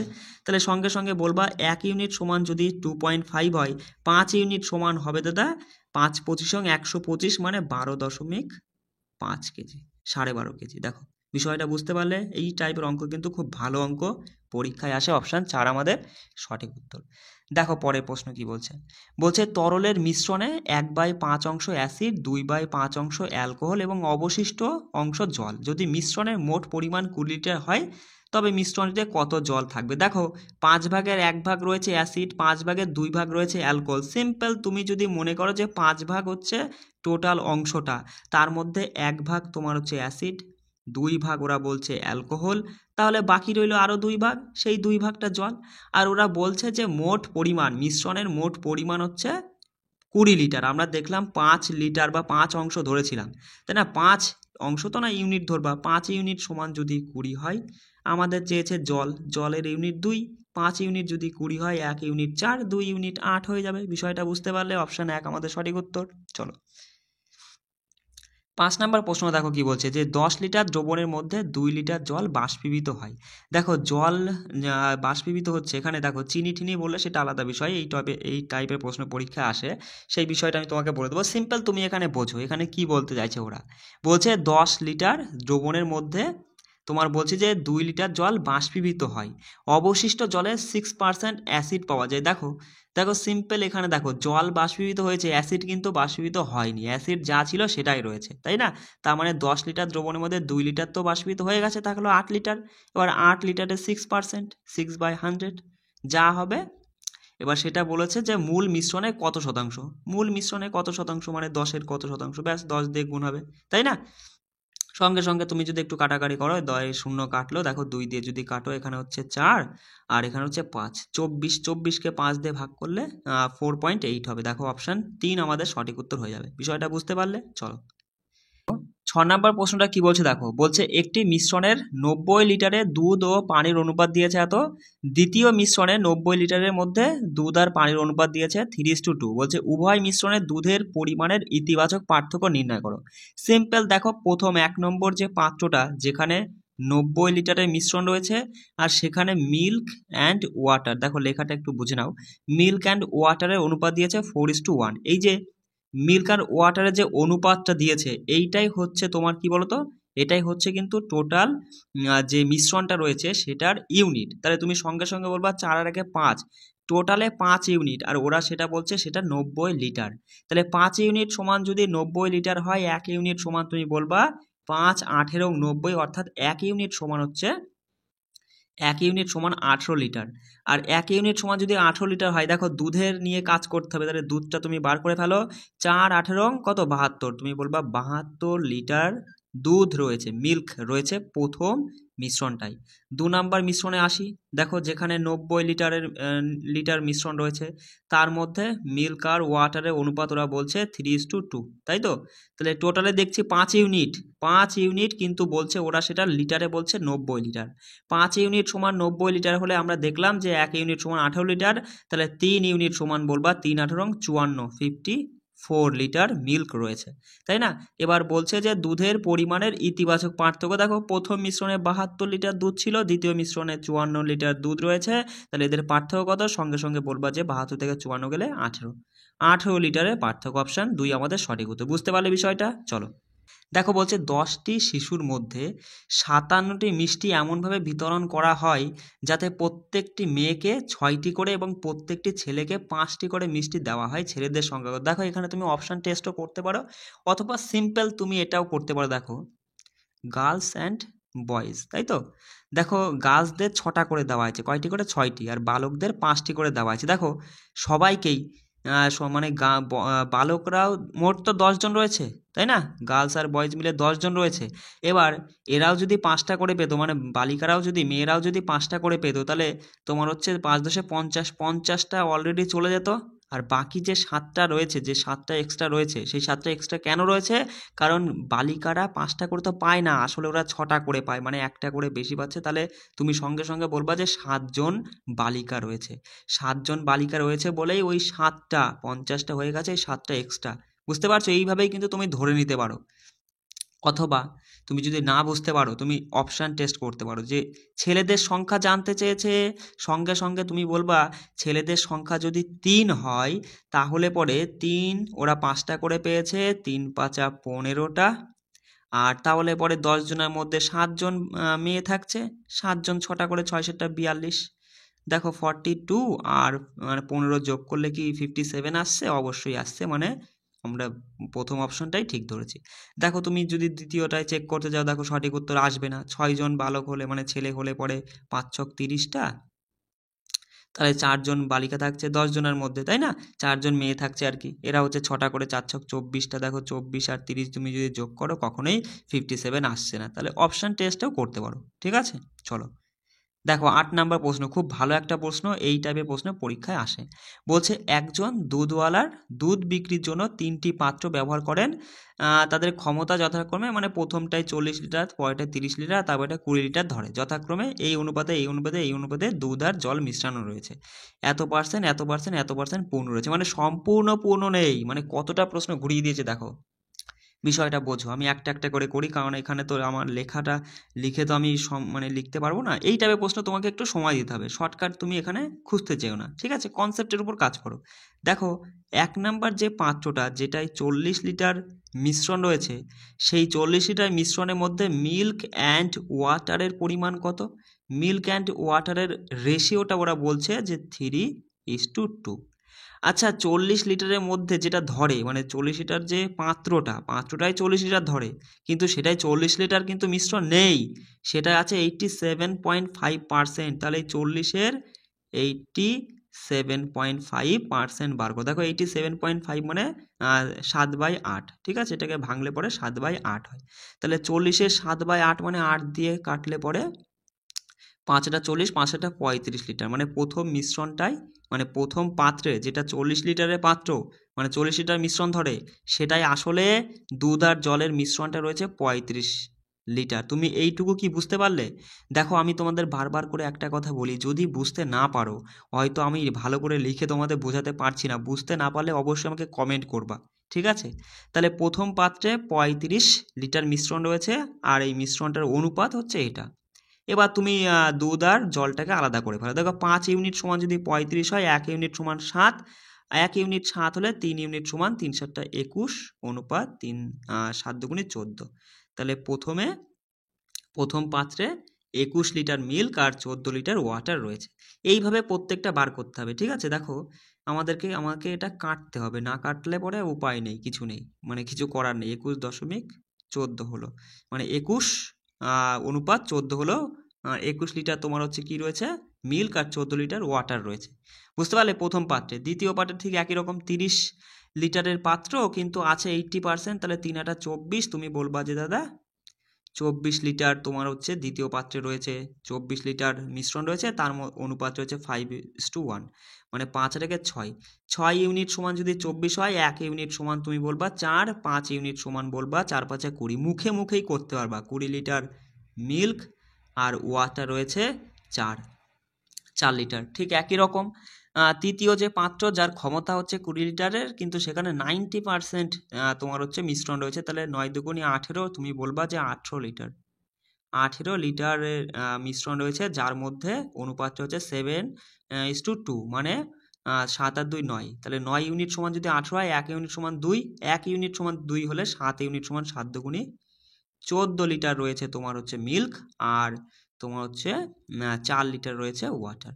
দেখো এবার মিল্কগুলো সব এক জায়গায় করো। আমাদের জানতে চেয়েছে যে তার দ্বারা বাহিত দুধের মোট পরিমাণের অনুপাত, মানে জল আর দুধের মোট পরিমাণ অনুপাত। দেখো এখানে 21, প্রথমটায় আমরা 21 পেলাম, দুধ 21 লিটার, পরেরটায় 20 লিটার, আর 3 নাম্বার পাত্রে 14 লিটার। যোগ করলে তুমি বলবা যে 20 40 50 54 আর 55 লিটার। দেখো তুমি নিজে করতে যাবা না, তখন দেখবা খুব তাড়াতাড়ি করতে পারো, আমি এখানে লিখতে অসুবিধা হচ্ছে বলে একটু লেট হয়ে যাচ্ছে।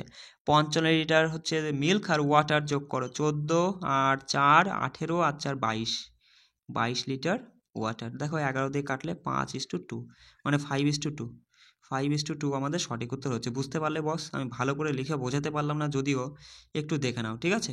দেখো পরেরটা কি বলছে একটি বালতিতে দুধ ও পানির অনুপাত রয়েছে, এটা মিল্ক অ্যান্ড ওয়াটারের অনুপাত হচ্ছে 2:1। বেশ ভালো কথা বলছে যে অনুপাতে মেশানো হয়, বলছে দুধ ও পানির অনুপাত যদি এত হয়, মানে বলছে তাহলে মিশ্রণে কত পরিমাণ পানি যোগ করা আছে। দেখো এখানে কি করা আছে, ওয়াটার যোগ করা আছে, আর সেই কারণেই অনুপাতটা 1:2 হয়ে গেছে। এবার তুমি আমায় বলো, মিল্ক অর্থাৎ দুধের সাথে কোনো ছেড়খানি করা হয়নি, তাহলে দুধের অনুপাতটা 2 ছিল, 1 হলো কেন? সমান করো। তাহলে এটাকে 2 দিয়ে গুণ আর এটাকে 1 দিয়ে গুণ করতে হবে, তাহলে সমান হয়ে যাবে। দেখো নতুন অনুপাতটা কি বাবা? দেখো নতুন অনুপাত বাবা 2 অক্ষে 2 অনুপাত 1 অক্ষে 1। তুমি তো জানোই যে অনুপাতের কোনো একটা অংশকে বা ভগ্নাংশের কোনো একটা অংশকে যে সংখ্যা দিয়ে গুণ করে, অপর সংখ্যাকেও সেই সংখ্যা দিয়ে গুণ করতে, এটা কিন্তু মাথায় রাখবা। এবার দেখো 2 অক্ষে 2, 2 দুগুণে 4, এটা পেলাম নতুন মিল্ক অ্যান্ড ওয়াটারের রেশিও। তাহলে আমরা দেখতে পাচ্ছি যে তোমার হচ্ছে 1 ছিল, ওয়াটার 1 ইউনিট ছিল, সেখানে 4 ইউনিট হয়ে গেছে, মানে 3 ইউনিট যোগ করা আছে। আমি নিচে লিখলাম 3 ইউনিট যোগ করা আছে। বলছে তাহলে মিশ্রণের কত পরিমাণ পানি যোগ করতে হবে? মিশ্রণটা কত? প্রথমে 2 এর 3 ইউনিট ছিল মিশ্রণ, তাহলে পানি যোগ করা আছে 3 ইউনিট, তাহলে 3 ইউনিট মানে পুরো এক বালতি বলতে পারবা, পুরো এক বালতি মানে যোগ করা হয়েছে। অপশান 1 আমাদের সঠিক উত্তর। বিষয়টা বুঝতে পারলে, ধরতে পারলে অঙ্কটা? চলো দেখো 10 নাম্বার প্রশ্নটা কি বলছে। দুধ এবং জলের দুইটি সমান পাত্রে 7:6 অনুপাতে একসাথে মিশ্রিত আছে। বলছে যদি প্রথম পাত্রে দুধ আর জলের অনুপাত এটা হয়, দ্বিতীয় পাত্রে দুধ আর জলের অনুপাত এটা হয়, তাহলে চূড়ান্ত মিশ্রণে তোমার জলের তুলনায় দুধের পরিমাণ কত শতাংশ বেশি। খুব ভালো একটা প্রশ্ন, এই টাইপের প্রশ্ন কিন্তু পরীক্ষা আসে। সঙ্গে সঙ্গে তুমি বলবা দাদা প্রথম পাত্র আর দ্বিতীয় পাত্র, প্রথম পাত্রে মিল্ক আর ওয়াটারের অনুপাত দিয়েছে 4:1, আর দ্বিতীয় পাত্র রয়েছে 2:3, তাই তো, মিল্ক অ্যান্ড ওয়াটার। এবার বলছে দেখো তাহলে এখানে টোটাল মিশ্রণ 5, এখানেও 5, তাহলে সিম্পল তুমি কি করবা, প্রথম মিশ্রণে 7 দিয়ে গুণ প্রথমটার, আর দ্বিতীয়টায় 6 দিয়ে গুণ। দেখো 7 দিয়ে গুণ করে এবার তুমি বলতে পারবা 4×7 28, তাহলে প্রথম মিশ্রণে 28 লিটার মিল্ক, 7 7 লিটার ওয়াটার রয়েছে প্রথম মিশ্রণে। ঠিক একই রকম দ্বিতীয় পাত্রে তোমায় বলবা যে 6 দুগুণী 12 লিটার হচ্ছে মিল্ক, আর 3 6 18 লিটার হচ্ছে ওয়াটার রয়েছে। তাহলে এবার মিল্কগুলো একদিকে করো আর ওয়াটারগুলো একদিকে করো, সঙ্গে সঙ্গে বলবো 28 আর 12 যোগ করলে কত হচ্ছে দাদা, 28 আর 12 40 লিটার হচ্ছে মিল্ক, আর তোমার হচ্ছে ওয়াটার তুমি একদিকে করো, ওয়াটারগুলো একদিকে করলে তুমি বলবা 18 আর 7 যোগ করলে 25, তাই না, 25 লিটার। তাহলে তুমি এখানে বলছে দেখো তাহলে চূড়ান্ত মিশ্রণে জলের তুলনায় দুধের পরিমাণ কত শতাংশ বেশি, জলের তুলনায় দুধের পরিমাণ কত শতাংশ বেশি।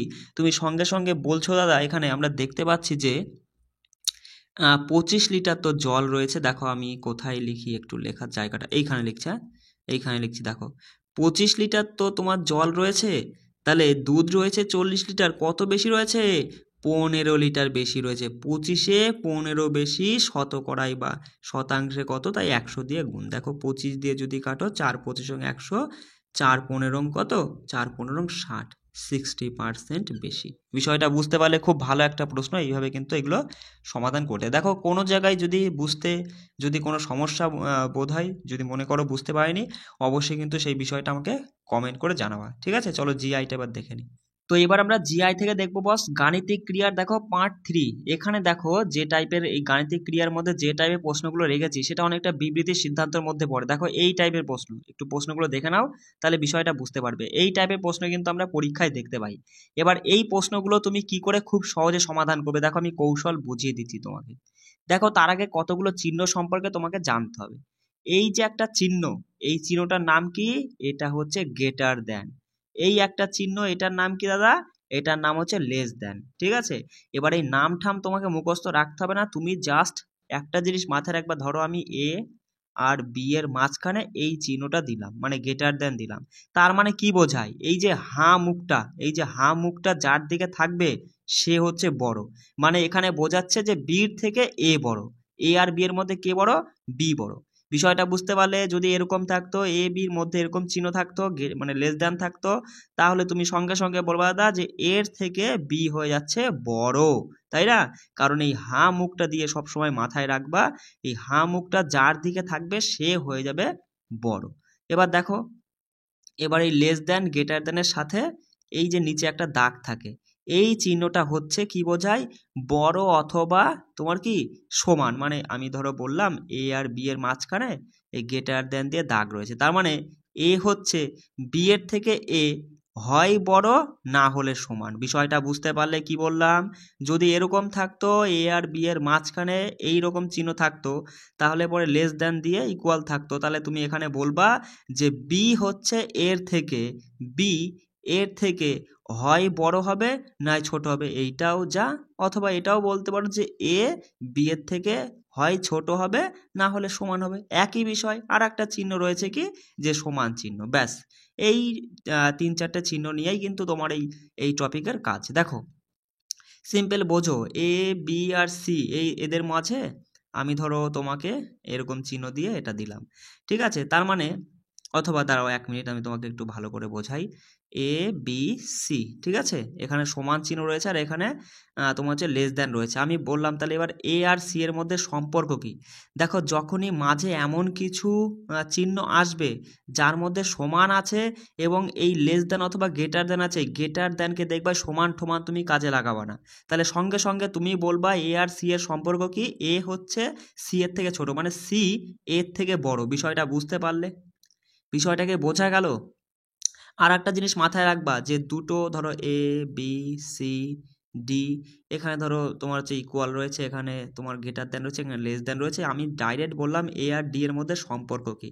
দেখো যখনই যখনই এমন দুটো লেটার বা এমন দুটো সংখ্যার মধ্যে সম্পর্ক বার করতে বলবে যাদের মধ্যে লেস দ্যান গ্রেটার দ্যান রয়েছে, মানে দুটো বিপরীত চিহ্ন পড়ছে, তাদের মধ্যে জিন্দেগিতে কখনো কোনো সম্পর্ক তৈরি হবে না। দেখো এইটা দেখেই তুমি বুঝতে পারো। সমান চিহ্ন দেখবা না, সমান চিহ্ন বাদ দিয়ে দিবা। যদি সেখানে লেস দ্যান আর গ্রেটার দ্যান থাকে তাহলে সমান চিহ্ন কোনো দাম থাকে না, ঠিক আছে। তাহলে এখানে সঙ্গে সঙ্গে বলবা এ আর ডি এর মধ্যে কোনো সম্পর্ক তৈরি হবে না কখনো।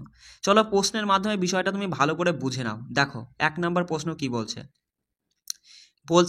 দেখো এখানে সঙ্গে সঙ্গে তুমি দেখতেই পারছো যে পি থেকে কিউ বড়, কিউ এর থেকে আর বড়, আই এর থেকে টি বড়, আবার এদিকে টি হচ্ছে টির থেকে ইউ ছোট, মানে এর থেকে এ বড়। ব্যাস এসব তুমি শুধু দেখবা, দেখে সিদ্ধান্তে চলে যাবা। বলছে ইউ এর থেকে কিউ বড়, কোথায় ইউ, এই যে ইউ, আর কিউ কোথায়, এই যে কিউ। এই ইউ আর কিউ এর মধ্যে কি একই রকমের চিহ্ন বসছে, মানে শুধু কি এই যে এই চিহ্নটাই বসছে। দেখো হট করে এখানে চলে আসে এই চিহ্ন চলে এসছে, মানে দুটো বিপরীত চিহ্ন যখনই যে দুটোর মধ্যে সম্পর্ক খুঁজবো, তাদের মধ্যে যখনই দুটো বিপরীত চিহ্ন আসবে তাদের মধ্যে কোনোদিন কোনো সম্পর্ক হবে না। এখানে বড় ছোট আমরা কিচ্ছু বলতে পারবো না, অপশান 1 কখনোই সত্য হবে না। বিষয়টা বুঝতে পারলে।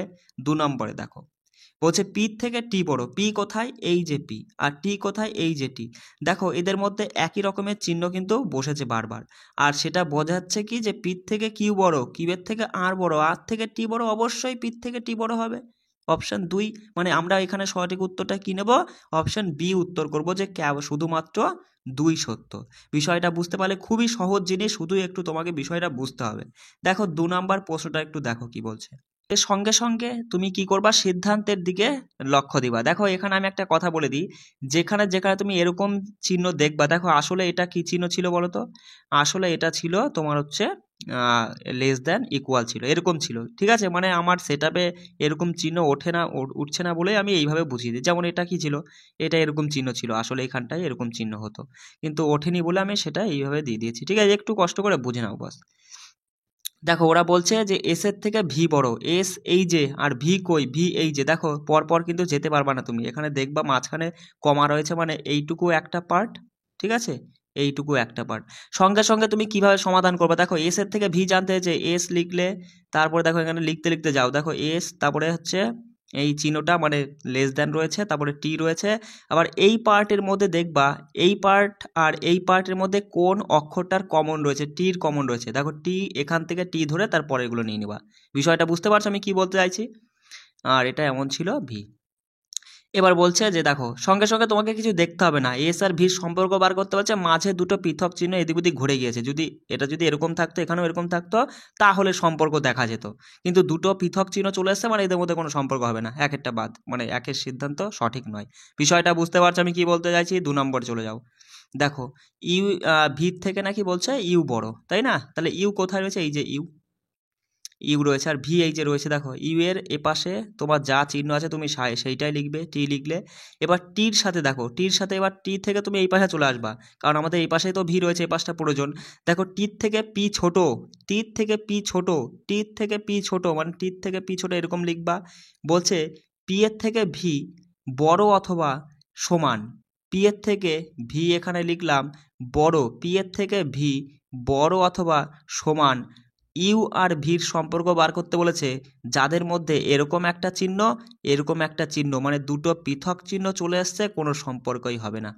বিষয়টা বুঝতে পারছো আমি কি বলতে চাইছি। তাহলে এখানে তুমি বলবা যে 1 আর 2 কোনো সিদ্ধান্তই সঠিক নয়। দেখো 1 আর 2 কোনো সিদ্ধান্তই সঠিক নয়, মানে উভয় মিথ্যা, অপশান ই আমাদের সঠিক উত্তর। ধরতে পারছো, মানে আমি কি বলতে চাইছি, বিষয়টা বুঝতে পারছো তো। না বুঝলে কিন্তু কমেন্ট করবা, খুব ভালো প্রশ্ন, এই টাইপের প্রশ্ন পরীক্ষায় আসে। দেখো সঙ্গে সঙ্গে 3 নম্বর চলে যাও।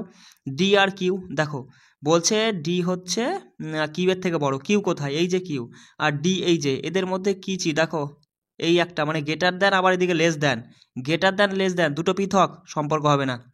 জেড, জেডের থেকে বি বড়, জেড কোথায়, এই যে জেড, আর বি এই যে। দেখো এখানে চিহ্নগুলো দেখো, এটা কি চিহ্ন ছিল, এটা হচ্ছে লেস দ্যান ছিল, লেস দ্যান ছিল, আবার গ্রেটার দ্যান চলে এসছে, তাই না, গ্রেটার দ্যান ইকুয়াল চলে এসছে, তাহলে সম্পর্ক হবে না। এখানেও তোমার উত্তর হবে যে অপশান ই, যে 1 ও 2 উভয় মিথ্যা। বুঝতে পারছো বস কি বলতে চাইছি আমি। দেখো 4 নাম্বারটা দেখো, 4 নাম্বারটা দেখো, দেখে বলো। বলছে 1 নম্বরটা সঙ্গে সঙ্গে তুমি বলবা যে ওরা বলছে যে পি থেকে ই বড়, পি এই যে আর ই এই যে। দেখো এখানে দেখো এক রকমেরই চিহ্ন রয়েছে, সমানগুলো তুমি বাদ দাও, এক রকমের চিহ্ন আছে, সমানগুলো তুমি বাদ দাও। দেখো পি থেকে ও বড় অথবা সমান, ও থেকে আর বড় অথবা সমান, আর থেকে ই বলছে আর সাথে ই কি আর ই সমান।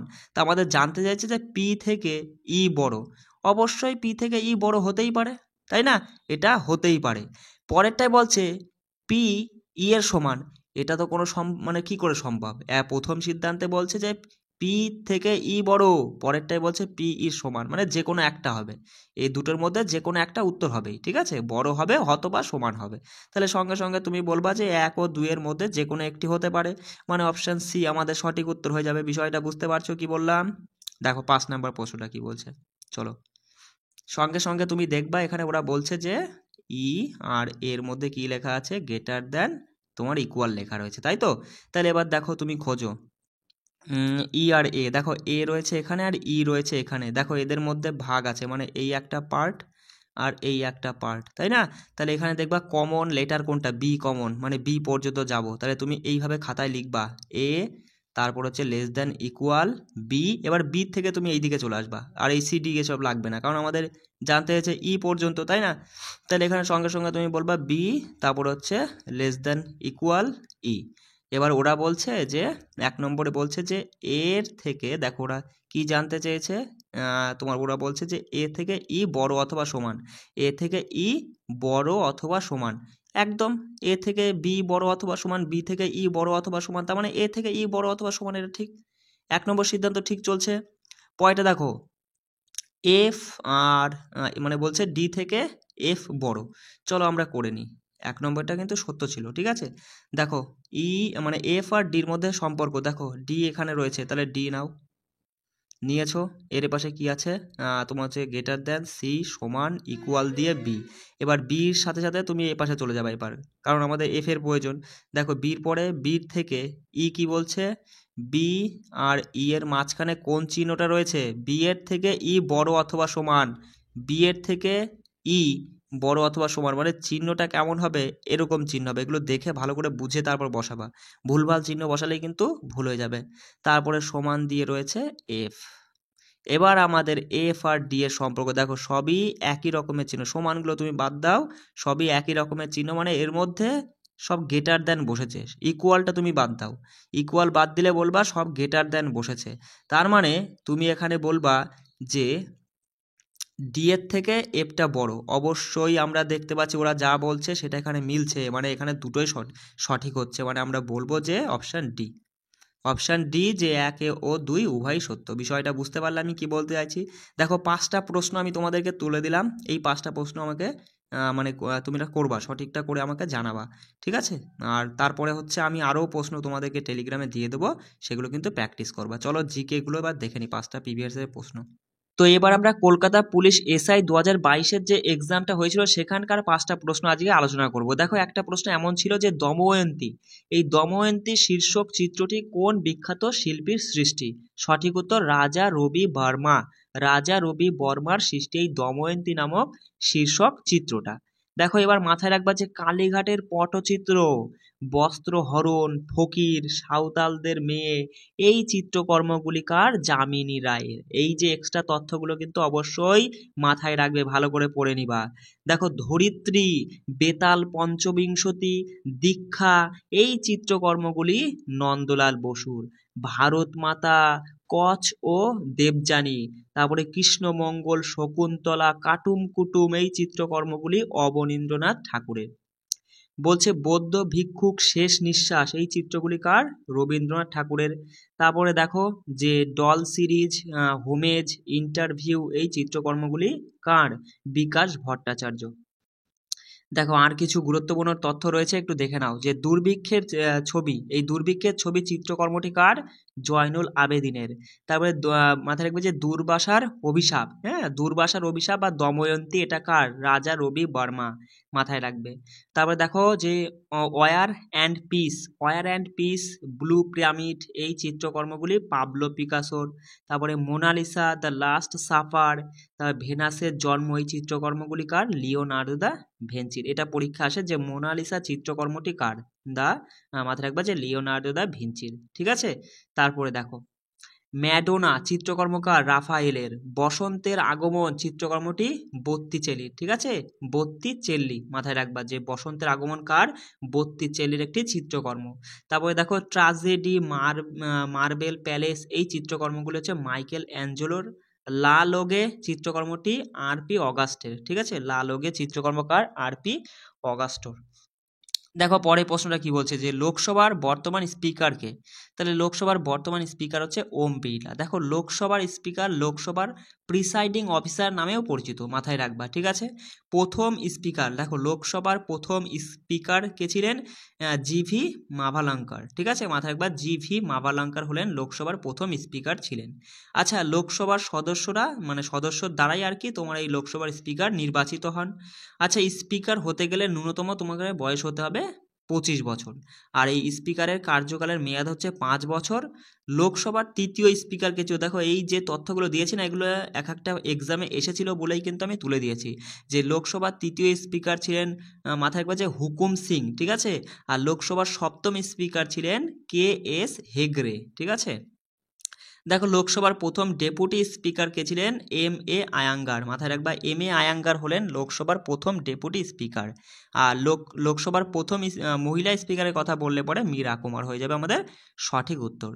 আচ্ছা দেখো আর একটা প্রশ্ন পড়ে নাও যে কি ছিল যে রেলওয়ে স্টাফ কলেজ কোথায় অবস্থিত বলো? ভাদোদরা, গুজরাটের ভাদোদরায় অবস্থিত রেলওয়ে স্টাফ কলেজ, এটি 1988 সালে প্রতিষ্ঠিত হয়।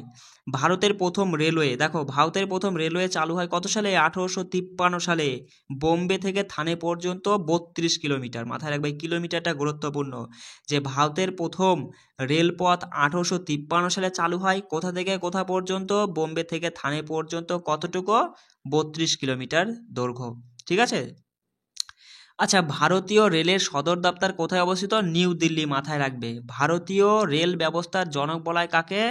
লর্ড ডালহৌসিকে, ঠিক আছে, অনেক পরীক্ষায় কিন্তু বারবার এই প্রশ্নটা এসেছে। দেখো ভারতের প্রথম রেলমন্ত্রী কে ছিল? জন মাথাই, মাথায় রাখবে জন মাথাই ছিলেন ভারতের প্রথম রেলমন্ত্রী। আর বর্তমানে কে রয়েছেন? অশ্বিনী বৈষ্ণব। ভারতের প্রথম মেট্রো রেল চালু হয় কত সালে? 1984 সালে ভারতের প্রথম মেট্রো রেল চালু হয়েছিল। আচ্ছা তারপরে দেখো যে ভারতের রেলের অধীনে প্রথম সম্পূর্ণ সৌরশক্তি চালিত রেল স্টেশন কোনটি? সেটা হচ্ছে গুয়াহাটি রেল স্টেশন।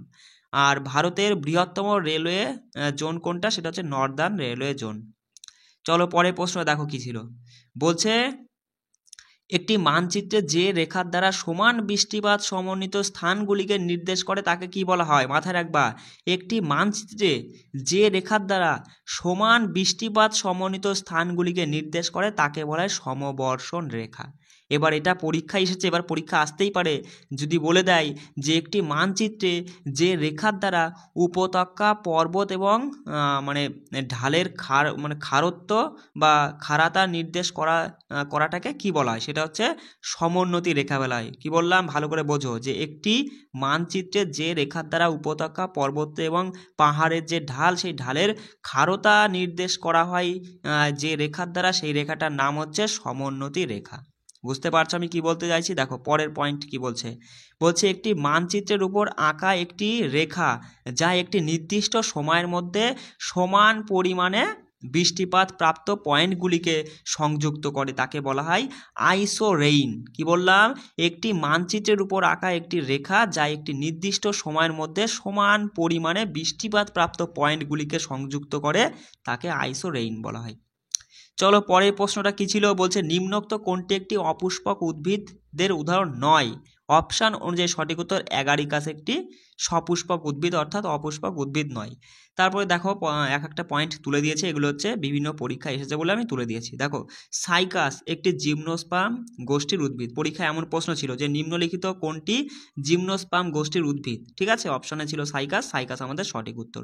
তারপরে দেখো রহোডো ফিউসি, মাথায় একবার, রহোডো ফিউসিকে লাল শৈবাল বলা হয়। তারপরে ব্রায়োফাইটাকে উদ্ভিদ রাজ্যের উভয়চর বলা হয়। উদ্ভিদ জগৎকে 5টি গোষ্ঠীতে বিভক্ত করা হয়েছে, ঠিক আছে। প্রজননের জন্য ফুলের প্রয়োজনীয় অঙ্গগুলি হলো পুংকেশর আর গর্ভকেশর। এগুলো সব পরীক্ষায় আসা প্রশ্ন কিন্তু, ঠিক আছে। তারপরে দেখো রসুন একটি একবীজপত্রী উদ্ভিদ। দেখো একবীজপত্রী আর দ্বিবীজপত্রী, ধরো তোমাকে এরকম দেয় কিন্তু এগুলো যে নিম্নলিখিত কোনটি একটি একবীজপত্রী উদ্ভিদ। এবার তুমি কি করে বুঝবা? দেখো একবীজপত্রী উদ্ভিদ চেনার খুব সহজ একটা উপায় কি, মানে যখন দেখো মানে কি বলবো, যে সকল বীজগুলো মানে যখন অঙ্কুরিত হয়, মানে যখন যেসব বীজগুলো জ্বালায় আর কি, তখন দেখবা যাদের একটা মাত্র পাতা থাকে, একটা পাতা নিয়ে জ্বালায় যে সকল বীজ, তাদেরকেই একবীজপত্রী বলে। বুঝতে পারছো? আর যে সকল উদ্ভিদগুলো মানে জ্বালানোর সময় দুটো পাতা নিয়ে জন্মায়, তখন মানে তাদেরকে দ্বিবীজপত্রী উদ্ভিদ বলে। ঠিক আছে, তুমি দেখতে পারো, তুমি বলবা যে দাদা গম দেখেছি, ধান দেখেছি, তাই না, রসুন, এরা একটা পাতা নিয়ে জন্মায়, তাই না, তাহলে এরা হচ্ছে একবীজপত্রী উদ্ভিদ। আর দ্বিবীজপত্রী উদ্ভিদের মধ্যে যেমন একটা ফলের বলো বা একটা তোমার হচ্ছে আম বলো, জাম বলো, ঠিক আছে, এই সকল মানে তারপর যে সময় সবজি আছে নানা রকমের, সে সকল হচ্ছে উদ্ভিদটা হচ্ছে দ্বিবীজপত্রী উদ্ভিদের মধ্যে পড়ছে। বিষয়টা বুঝতে পারলে? চলো দেখো পরেরটা মাথায় রাখবে যে পেঁপের ফুল একটি একলিঙ্গ ফুল। পরীক্ষায় এমন প্রশ্ন এসেছিল যে নিম্নের কোন ফুলটি একটি একলিঙ্গ ফুলের উদাহরণ? অপশনে পেঁপে ছিল, পেঁপে আমাদের সঠিক উত্তর, যে পেঁপের ফুল একটি একলিঙ্গ ফুলের উদাহরণ। তারপরে মাথায় রাখবে লোহিত শৈবাল সাধারণত জলাশয়ে জন্মায়। প্রশ্নটা এমন ছিল যে লোহিত শৈবাল কোন স্থানে বা কোন অঞ্চলে জন্মায়, ঠিক আছে, জলাশয় সঠিক উত্তর আমাদের হয়ে যাচ্ছে, ঠিক আছে। চলো দেখো আমাদের 5টা প্রশ্ন পড়ে নিয়েছি।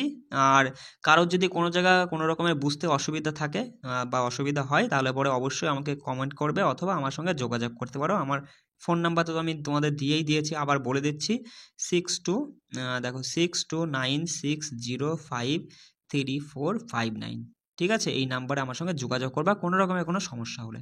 চলো সবাই ভালো করে পড়বে, ঠিক আছে, রাখছি, জয় হিন্দ।